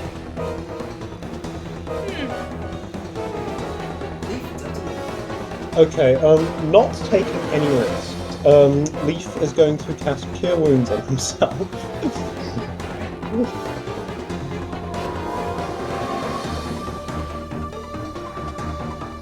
Nice. Okay. Kind of a waste. I only need to restore 6 health. Yeah, I mean, you got your sword out. Yeah, and then bonus action, another bolt of light is going to burst out from his body and attempt to strike at the creature.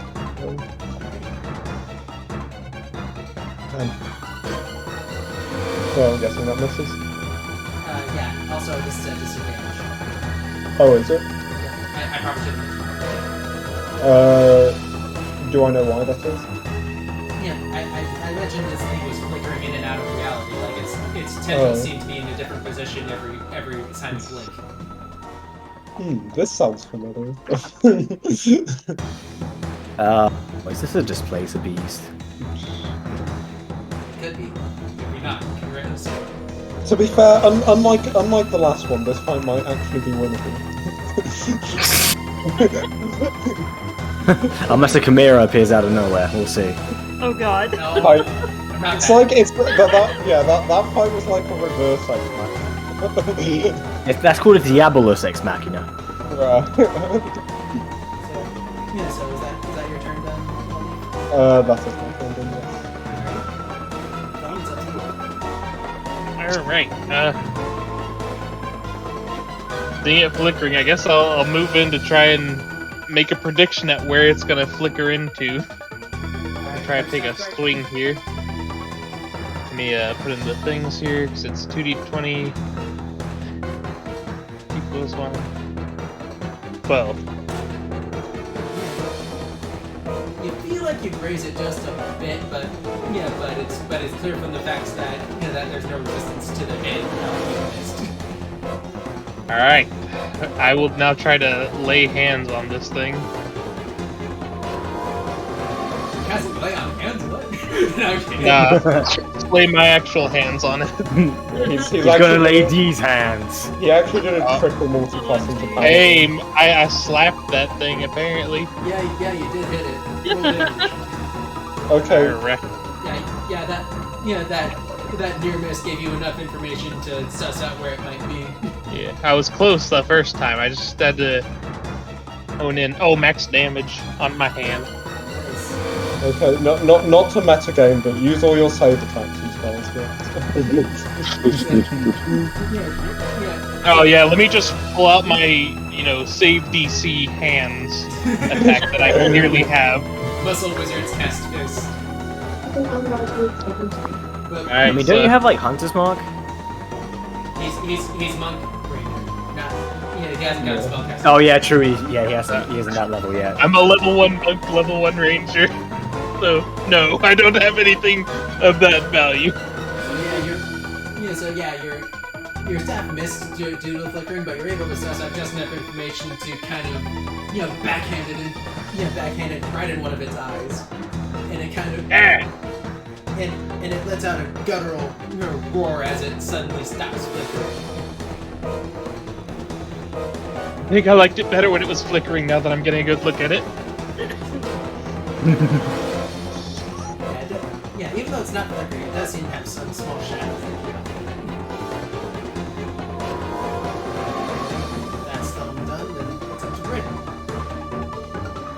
Okay, so I think seeing Thelm's kind of attack work relatively successfully, Bryn will kind of take confidence in this and try and go in for a normal attack. Yeah, she'll go directly up to this person, within 5 feet ideally. I'm not really sure it's a person. Well, entity. Fella, the flickery fella. It's a quadruped.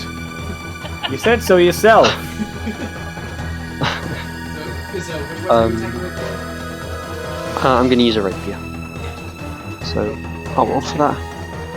And that's with disadvantage, isn't it? No, not until the end of its next turn. Oh, sick, okay. Oh, so it's if we hit it, yeah. So that's 24. Alright, roll your damage. And I'm going to do sneak attack, so that's an extra 1d6 as well. Nice. 1d20. No, not 1d20. No, that is wrong. Sorry, I'm not doing 1d20 damage. Turns out Bryn just has a new finger on it. That's... extra. I won't have any to measure after this soon. Night. Sorry about that. Fun fact, one of my DMs once actually won. The campaign died before we got to use it, but he actually gave us a new. It did. I think it did something like 5d 100 damage. Oh my god. So that's 11 damage altogether. Was this Alex? Yes. So you're able to leap, to catch it while it's reeling, and it's kind of gash its throat a little bit, and you can see a little bit more shadow leaking out of it. Yeah, where you would normally see blood. And as it kind of takes these gashes, the creature lets out another roar, and its two tendrils are going to fly out, one at each of Velma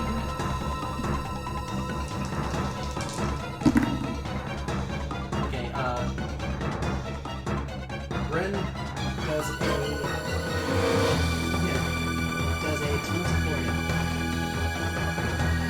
Yes, it does. Just a little bit, yeah. and Velm does a 17. Just barely. Alright.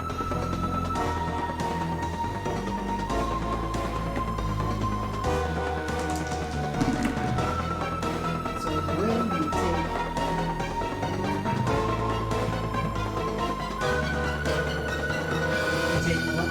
you take 11 damage total, some bludgeoning, some piercing. As it kind of, smacks you in the chest.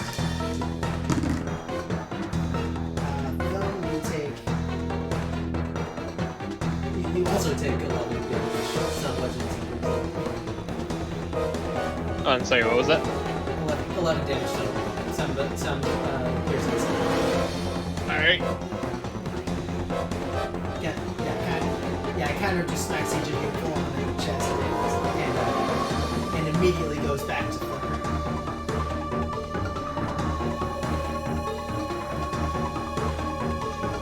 Its gaze is still firmly focused on Leaf, even though it's just decked two of Leaf's friends.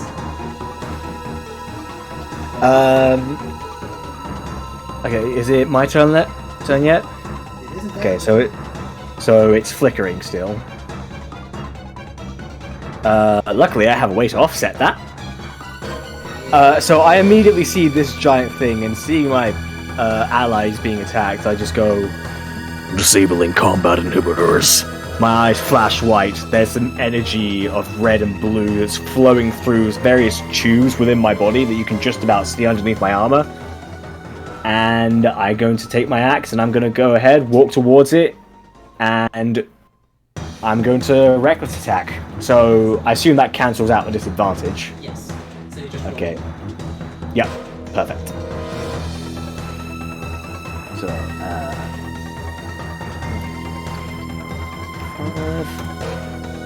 does 15 hit? It does.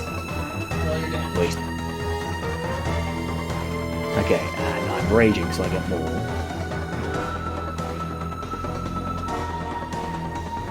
Okay, so let me...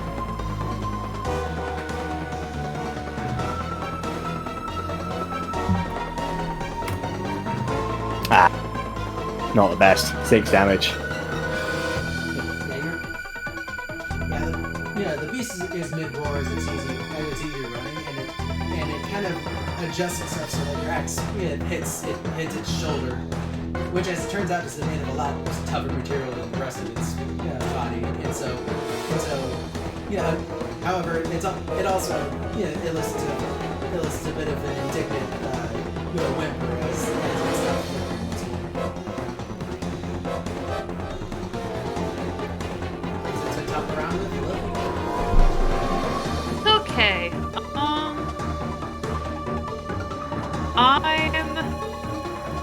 Even though this has failed in the past, I'm gonna try again. Not frostbite. My crossbow. I'm gonna try and aim for one of its eyeballs, actually. Okay.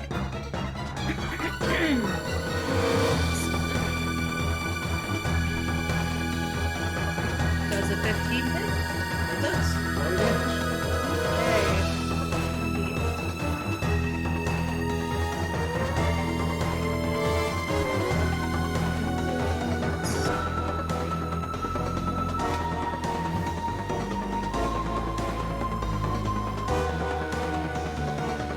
Sorry, give me a minute here.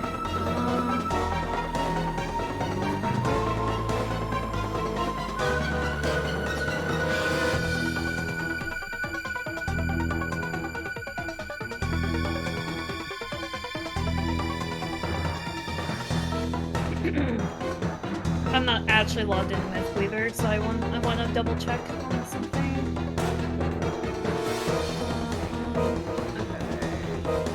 One minute. Apologies.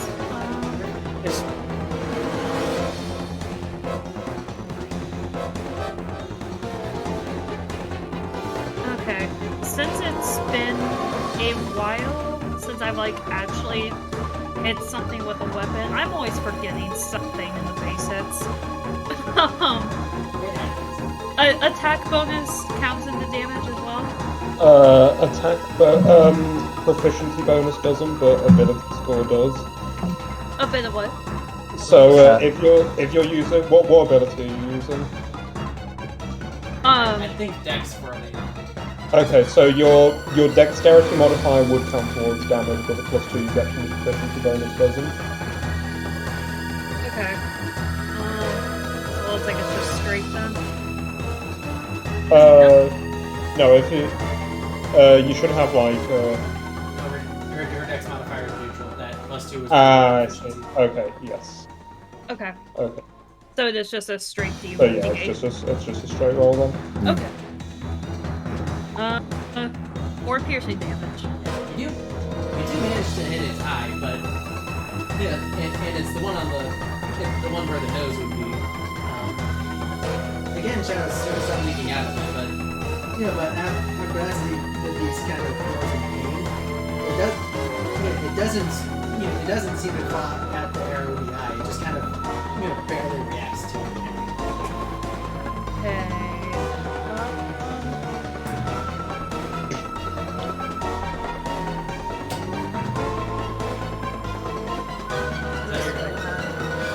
I'm just double checking. Want to see if I can. That's not one. I have so many tabs up right now. You and me both. It's just that when mine are not visible, you guys don't want to see. Yup. Okay, yep. That's all I can do right now. So that is my turn. He can't let us see the 5 different ancient dragon stat blocks he has off the back of It's your turn next one. What are you gonna do? Just 5. Bloody Fizzbands is out now. He's gonna have a lot more. Okay, so Leaf. So it's no longer flickering. Okay, so Leaf kind of basically sends out what seems like 2 spells at once. The first, the ice knife, which contains that dimmed starlight that you've seen before, and second, the bolt of light that is coming from his starry form. He's just going to send those 2 at it, both at the same time. So first we'll do the ice knife. That's a 20 to hit, not natural. It hits it. Yes. So that's 8 damage, and I'm going to need it to make a con save. Yeah, DC 13. No, DC 13 Dex save. Sorry. It just barely fails. Okay, so that means it takes another. Okay, only 3 cold damage. That knife kind of sinks into the base of its neck and explodes in the cold, and the beast lets out a bit of a shiver. Okay, and then that's a 17 on the starlight. That does hit. Okay, so that's going to be another 6 damage.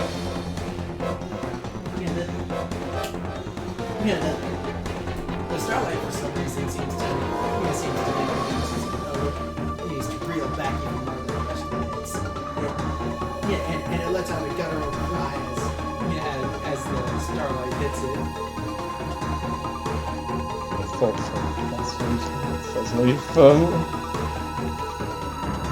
This thing's looking a little bit beat up at this point. Okay, that is the end of my turn. Tell him you're good. All right. So it's no longer flickering, I believe, right? All right, so make it a little bit easier to hit. So I will go swinging again. All right, I will try and hit him with my hand. The staff is not doing well today, but my hands. That's where the power is, apparently. Yeah, the hand hits, the staff just kind of doinks off of its leg. The power of the hand. It was the staff was just to make sure he wasn't gonna do any flickering nonsense before I hit him again. Max damage again. Go for the other eye. Yeah, it reels back and once you actually hit the eye that Lily shot earlier. And this time it actually does reel back and start looking furiously to try to get the arrow out. This thing is leaking copious amounts of shadow at this point. I can't make any distance without it getting a free attack, can I? Okay. Good to know. Brandon's up to you. Okay. I'm a bit lost, to be honest. I've not paid too much attention over the last few minutes. What have I missed? It's nearly dead. Oh, okay then. I will just go ahead and attack it the same way as before then. And it's not flickering anymore because if you hit it on your turn, if you hit it, it stops flickering until it starts with next turn. Yeah, and I managed to hit it earlier as well because. Yeah. So I basically just made sure. That hits. Sick. Thanks.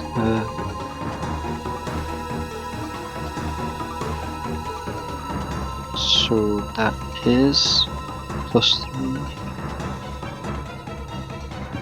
10 damage. Yeah, this thing, you managed to get it right across the mouth and it continues to roar in pain. Do you not get sneak attack? Can I was about to ask that. Yeah, can I do that a second time? I think I can, can't I? You can. Because Yeah, that's you why can do it. that's why Rogue is. So You can do it broken. once. You can do it once. do it. Once per turn. So basically every time. Yeah, it's your and turn, that's why you can do it. Rogue is so broken because you. Can Yeah, just... that's why Nora is such a terror on the battlefield. Oh. Whoa! 1 extra damage. It's still depends on quite a number. Yeah. The thing kind of shakes it off. Starts flickering again, and then refocuses its gaze entirely on Mortar, which allowed all this to happen. Okay, now he does have an advantage against me. Yep. I have a lot of HP for a reason and a lot of AC. Do your worst. A 19 on the dice. That will hit.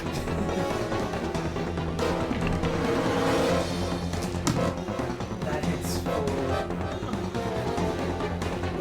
Unless it's resisted, it hits for 5 bludgeoning damage and 6 piercing damage. I resist both of those because I'm raging. Alright, so Oh. you take 6 damage. So okay, lovely.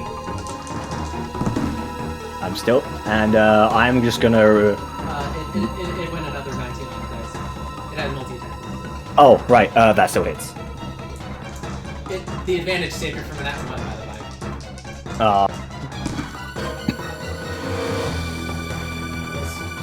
This is the resistance has 3 piercing damage and another 3 bludgeoning damage. So that's resisted.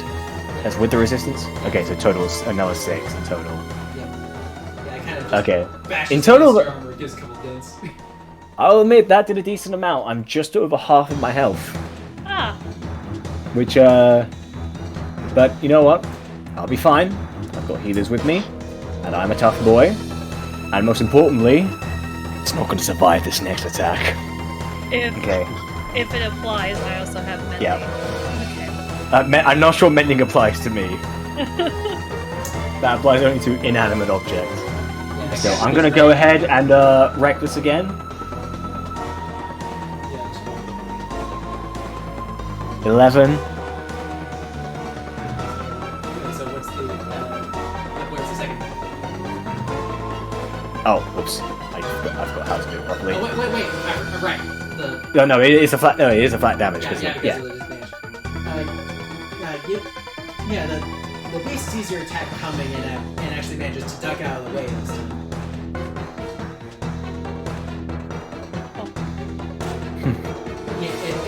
It then glares you down, mortar, and just kind of roars in your face. I glare right back, and you can hear like a sort of metallics rigging with it from deep within me. That's similar to a roar. Just like roar back. Yeah. Anyway, top of the Tip. house.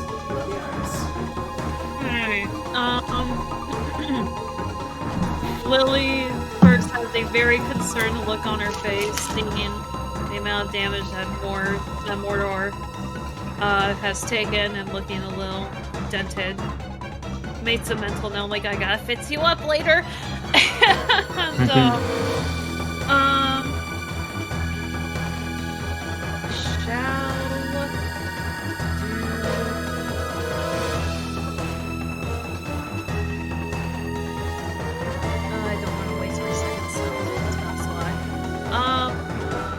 I guess we'll try Frostbite again. Alright. That's a con save. Yes. It has rolled a nat 1. Hey! Okay. Alright, so it's gonna take 1d6 cold damage.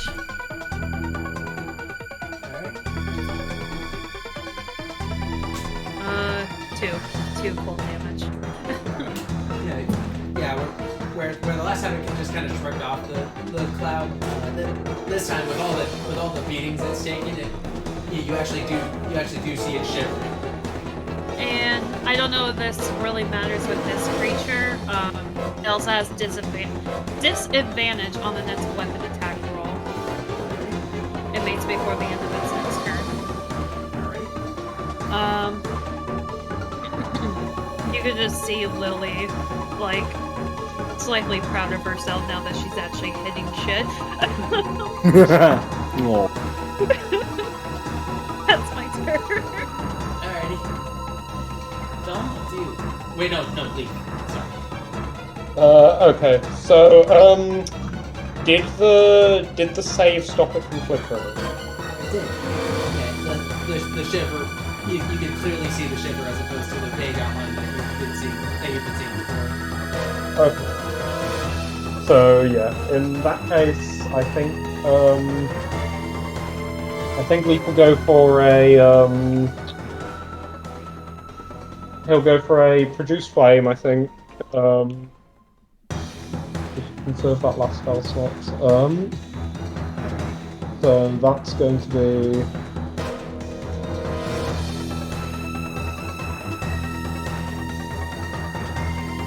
that's only an 11 to hit.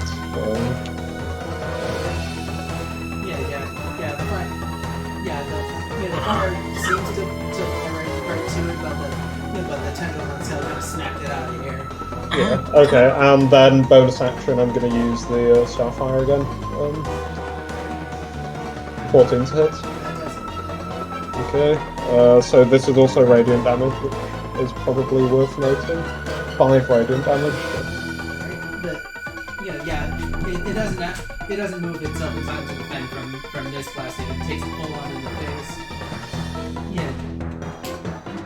And it kind of just gives a screech of pain and it seems to be having a hard time staying on its feet.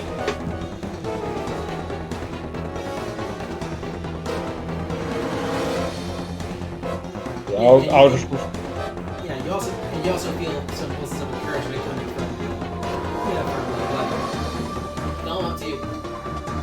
Finish the beast thing. Just hoping. I'm gonna tighten my grip on my good old quarterstaff and see if I can finally hit it with it. Nope. Alright. Time to see if I can lay on hands again. Hey! Nope. Alright, well. I don't even know why I bothered trying to hit with the quarterstaff. Just go hands every time. Max damage again. Always the hands. You should discard all weapons. That's what I'm saying. I just should just throw them away and just go hand to hand. The ranger that punches things. There's probably a build out there that does that. That's what I did with my monk. I just said fuck weapons and went hand to hand only. Well, that's the thing though. I'm leading into ranger now. I need weapons. But yeah. Yep. But yeah. The quarterstaff kind of dinks off a bit, and the hands hits it in the neck, and you see it just a spurt of shadow. This, however, is still standing. Right up to you. Come on, Bryn. Come on, Bryn. Come on, Bryn. Come on, Bryn. Same attack again. Like, why not? That is 1d. 2 plus 5. 23. Nice. I'm happy with that. Plus 3. And they also roll 1d6. Please. Is that message going to send? Yes, it is. Oh, those are both pretty solid rolls. That's 14. Then you also get sneak attack. That is the 1d6. Oh, I see. How do you want to do this? Yeah. Hell yeah. I kind of want this to be almost anticlimactic with just like the final slice, just cutting them in half and just kind of poofing into the air, like just in like a black cloud, like just silence, just. Yeah, you catch it right as it's kind of reeling back from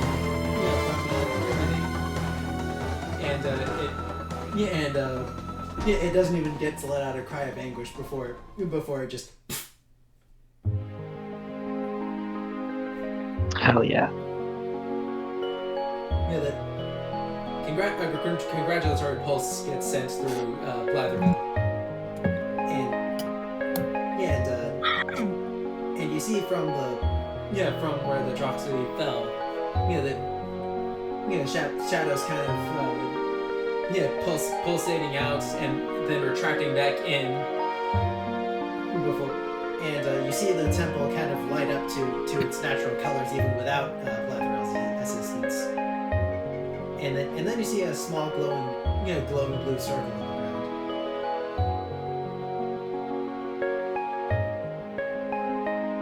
Glowing blue circle, you said? I'll approach it, I guess. Alrighty. Do I have any clue what this might be? Religion. 4. You have no idea. I was gonna ask too if I could check. Anyone who wants to can make a religion check. Nope. Okay, I was gonna ask for an Arcana check, actually. Well, if you want to, if you want to look at like what you think it might be as opposed to what it might represent. Okay.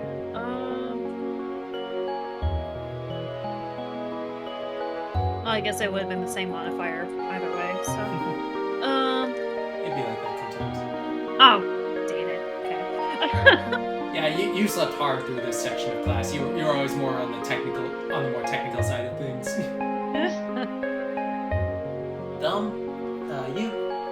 You kind of immediately recognize this as a sort of a meeting call, teleportation circle.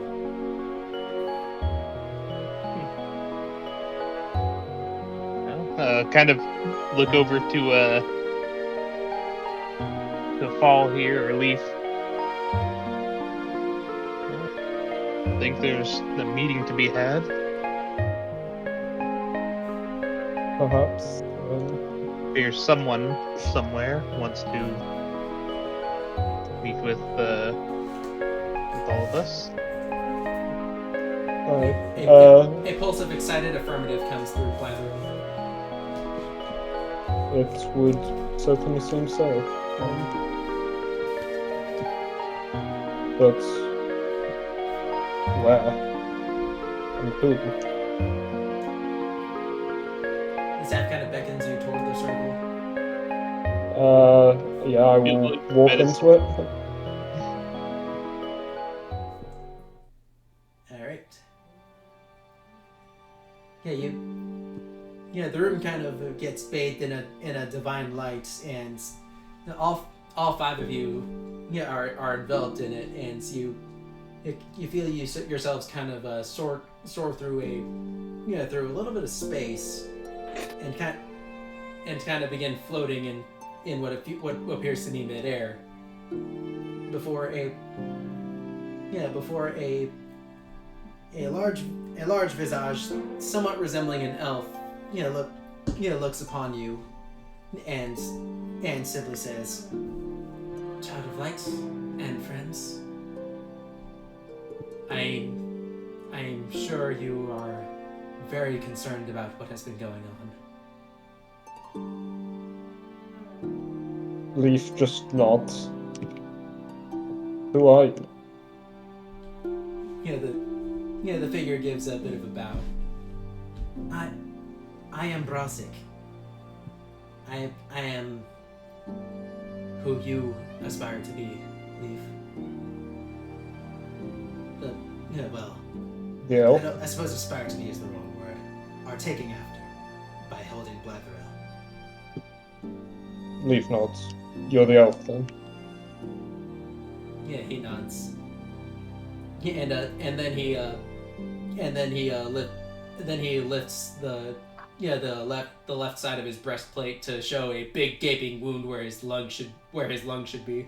All right, what I missed? Leaf visibly shudders at this. We're talking to a spirit of the elf. He has just shown us that he has a giant hole where his lung should be. Yeah, you visibly see Leaf shudder at that. Damn it. Oh, lovely. Yeah. He kind of chuckles. You should have seen Enon. And he kind of closes the breastplate. My phone is about to run out of battery. I also don't have a charger because I'm away from home.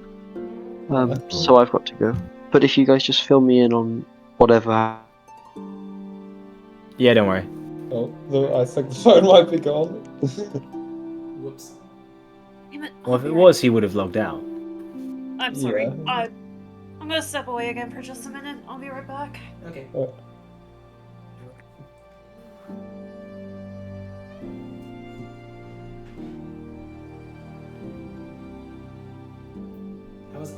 How was that boss fight? It was good. I felt like, I kind of had the way of handling. Considering, this, I feel like this whole, I feel I made a good choice with Circle of the Stars. Yeah, it is quite potent, as it turns out. Yeah. Especially against things that apparently have a vulnerability to Radiant. It didn't actually. That was for purposes. That makes sense. Yeah, but yeah. I was trying to, kind of make things challenging without being lethal like last. Right, yeah, fair enough. I feel like it could have theoretically been lethal if I'd let it just continue to slap Bryn and Thelm, but. Yeah, it gets a lot easier to balance encounters without making them deadly at higher levels. Mm-hmm. Just I'm early sorry. levels are just Early levels of D&D are not very well balanced. Yeah. Mm. Okay. Sorry about that. I should be good to go now. You're fine. Okay. Yeah, but he had just finished saying, "You should have seen Ian on it," and he kind of closes his breastplate. Say that one more time. That just kind of stumbled through my brain. I didn't quite process. Basically, he was just saying that he was showing us a massive injury he had, and he was saying you should have seen what happened to Elon. I think he said. Enon. Elon Musk is not in this campaign. Not anymore. He's not. Didn't you hear he died? Dark. Yeah, man, pay attention. Now we won't have electric cars. Oh my god. But, this is an elf with a giant hole in his forehead, right? His And his chest. In his chest. Okay. Yeah, and he just said you should have seen the guy I was fighting. Oh my god. First of all, ow. He kind of chuckles.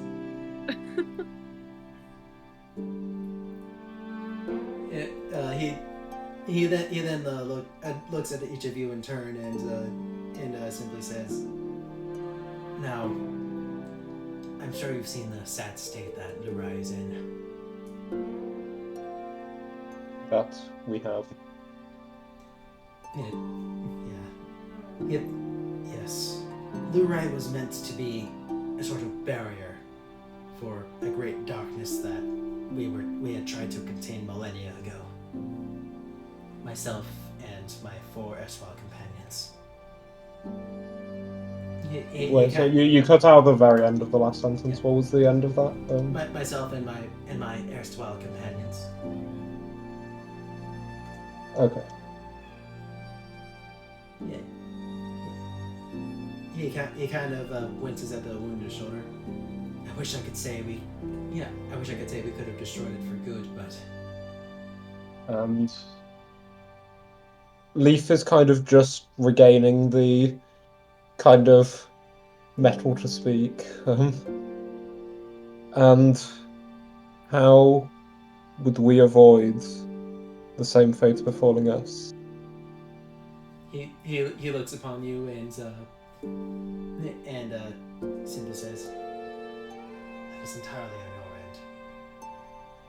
end. I will say, however, as the millennia have gone on, Boreal has observed great strides in both technology, as he pointedly gestures to Mortar and Lily, and skill, as he gestures to Thelm and Bryn.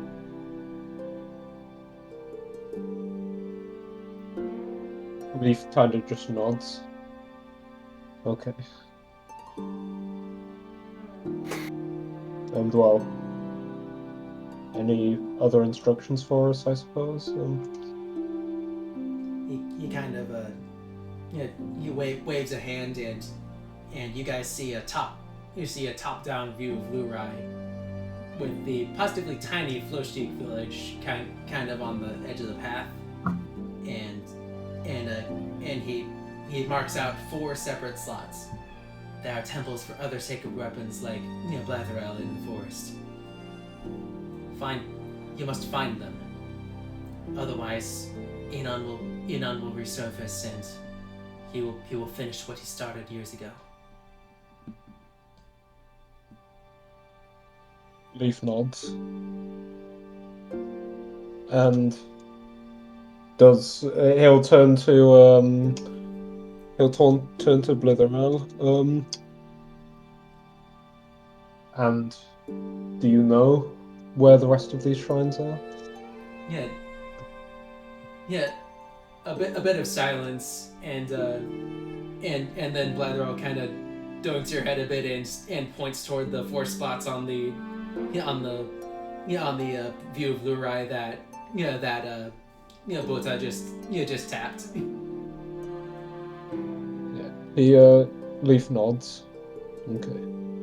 Alright, so quick question. It's each shrine is within the same forest area, right? It's like a massive forest? Yes. Okay, good to know. No, we're traveling to the other continents. Well, I'm just being sure, like I didn't know if it got broken up along the way, because the reason I ask is because Wanderer, one of my little features and traits, I can have excellent memory of the land and can always recall the terrain's general layout. So I'm taking all this in. Actually, yeah. So this top-down view, I'm just like taking it all in because Thelm loves exploring the land, and so getting to basically just see what all there is from just this top-down view, he's just soaking it in. Bota notices this and kind of chuckles a bit. You remind me of Datu. They have a love for the forest as well. He gives a grin. we had to, we had to really lay into him for, for sparing the rabbits we had caught in our trap. That's like quite the person. He was. He was. And then he turns to each of you and says, I should note, however, that proceeding with this in the state that you're in is ill-advised. They're bound to have more than what you fought in there. And then what is your advice? he kind of smiles and sort of opens a door, or opens what looks to be a doorway in this nothingness that fades to look at Floshik. Your actions today have forestalled any further attacks. For a couple of days, I'd recommend taking some respite here. Resting in this forest. No, Floshik. No, it's go. Flojdik is the village. Ah, I see. Okay. You're basically saying you've got a couple of days to kind of rest and recuperate. Yeah. Okay. Leaf nods. Okay, that's I think most of us need it.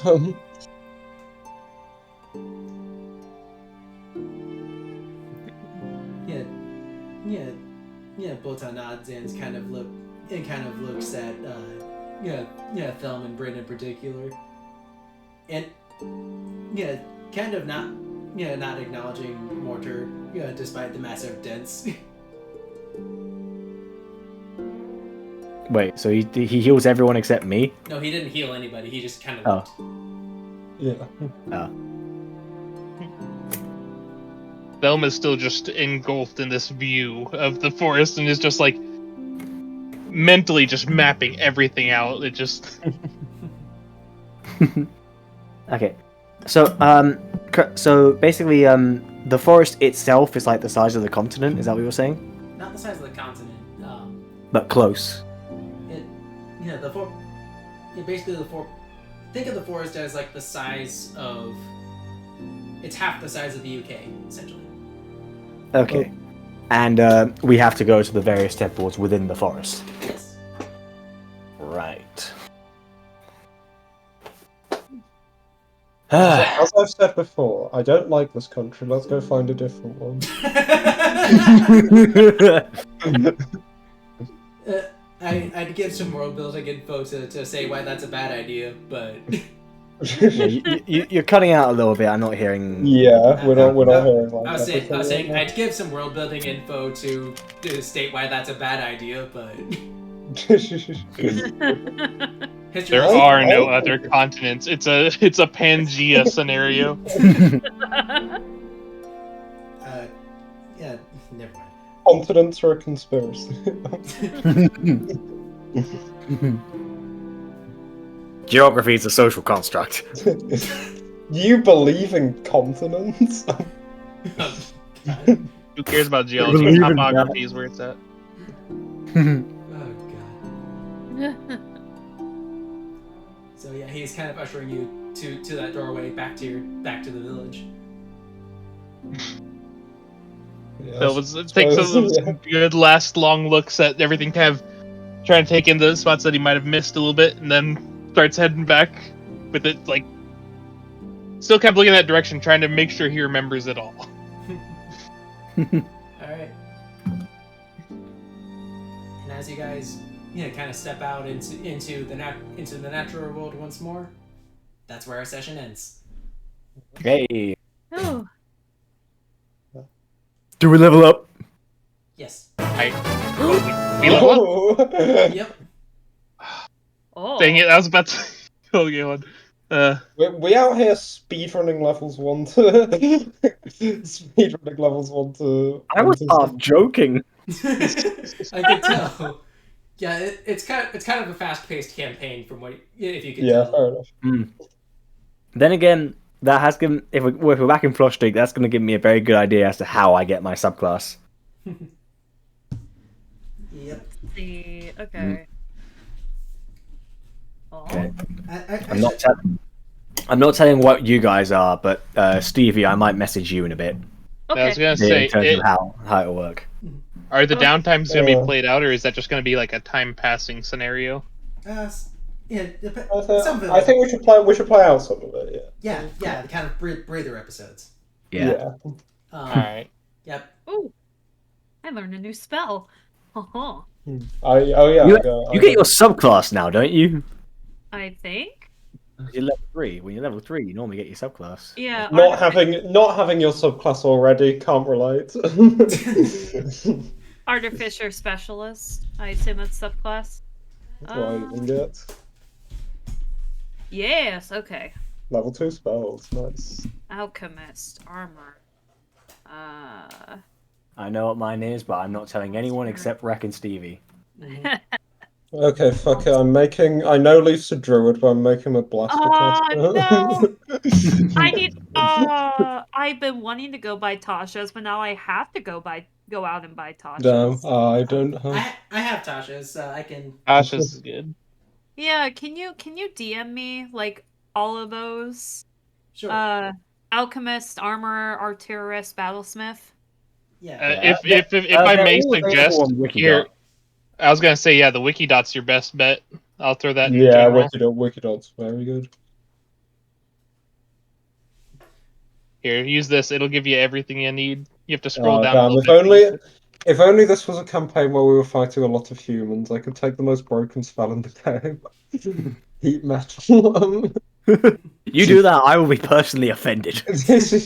Yeah, imagine if someone cast that is a ability death heat. sentence against me. Traumatize Spencer with heat metal even more than he's already been traumatized. All right, let me. Speaking What are on you talking casting stuff. Speaking on casting stuff, you know what I want? I want a campaign where we get a Ring of the Grammarian. Oh my god.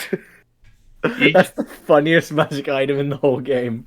I'm just saying, you could change it from heat metal to heat meal. Perfect every time. Oh my god. I love that change one letter of a spell concept. Although I think the DM who I first heard come up with it said he regretted it after Tasha's hideous slaughter was cast a few times. Oh my god. Oh dear. My favorite one is changing of Eldritch Blast to Eldritch Beast. Oh, that's cool. Wow. The one spell I want is a homebrew spell someone posted called Summon Spiders. You roll a d100 to determine the number of spiders, and you roll a d6 to determine the size of the spiders. Oh my god. Imagine if you roll 100 and a 6. Tiny to gargantuan. Alright, on. I gotta roll for my health here real quick. Wish me Oh luck. yeah, we all need to roll for health. Same thing, yeah. Yeah, because as Leaf, Alright. I'm actually rolling for health as Leaf because I feel like it's not like with Kai where like any missed hit points are just like Ooh, tragedy. that's unfortunate. Ooh, I yeah. feel your pain.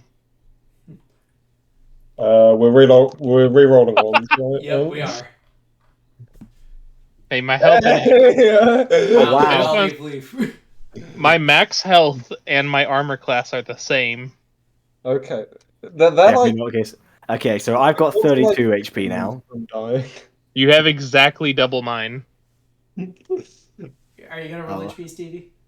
Yeah, give me a second. Alright. There we go.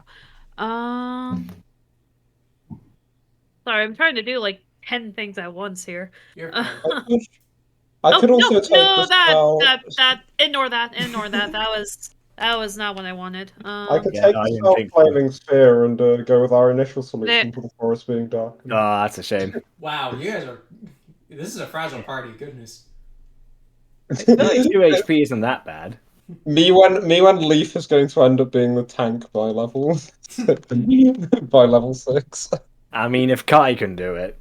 Yeah. Yeah. But yeah, but yeah, we can sort out like the subclass details when you guys are more alert. Okay. But yeah, glad you guys had fun. Yeah, Oh, yeah. definitely.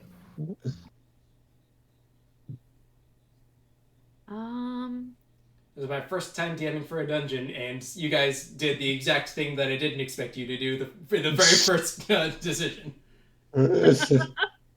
What you were all You mean you did exactly what we were told? I thought you guys were going to go the long way to the way where there wasn't magical darkness. So we weren't going to go to the darkness.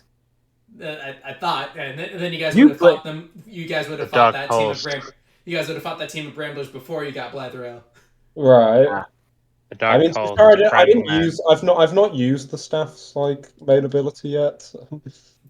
Yeah, we'll get plenty of opportunities to use it. Yeah. I mean, thing is, it's not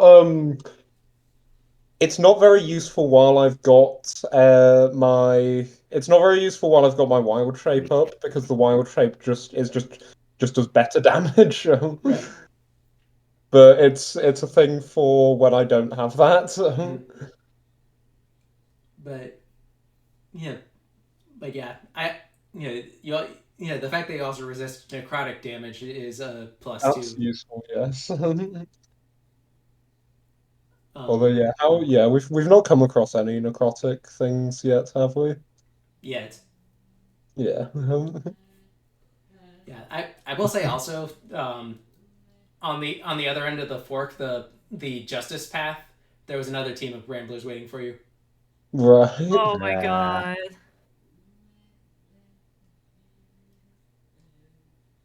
What defines a save DC again? Save these. It's like 8 plus proficiency plus modifier. Yeah, which in a ranger's case would be wisdom, if I remember correctly. Yeah. Yeah. It feels. Good to know. Good to know.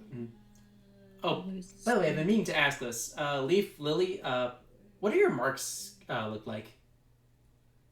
Leaf would probably have something to do with stars. Like a constellation on his upper arm or something like that. Yeah, something like that. Alrighty. And Lily? Marts? Marts. That I magical guess mark Lily? that indicates you can cast spells. Oh, I not thought about that. Give me time to think on that. I'll get back to you on that. Alrighty. Yeah, the reason I say this is because there'll be a neat progression thing once Thumb gets to a mirror again. Gotcha. Okay. Yeah, I now understand every DM's pain when they set out something and their players do the thing they didn't plan for. Yeah. I mean, I will say neither you nor Tom have suffered that as much as I have. Yeah, I remember you saying that the HD remix of your campaign would be one where it actually stays on rails. Yes.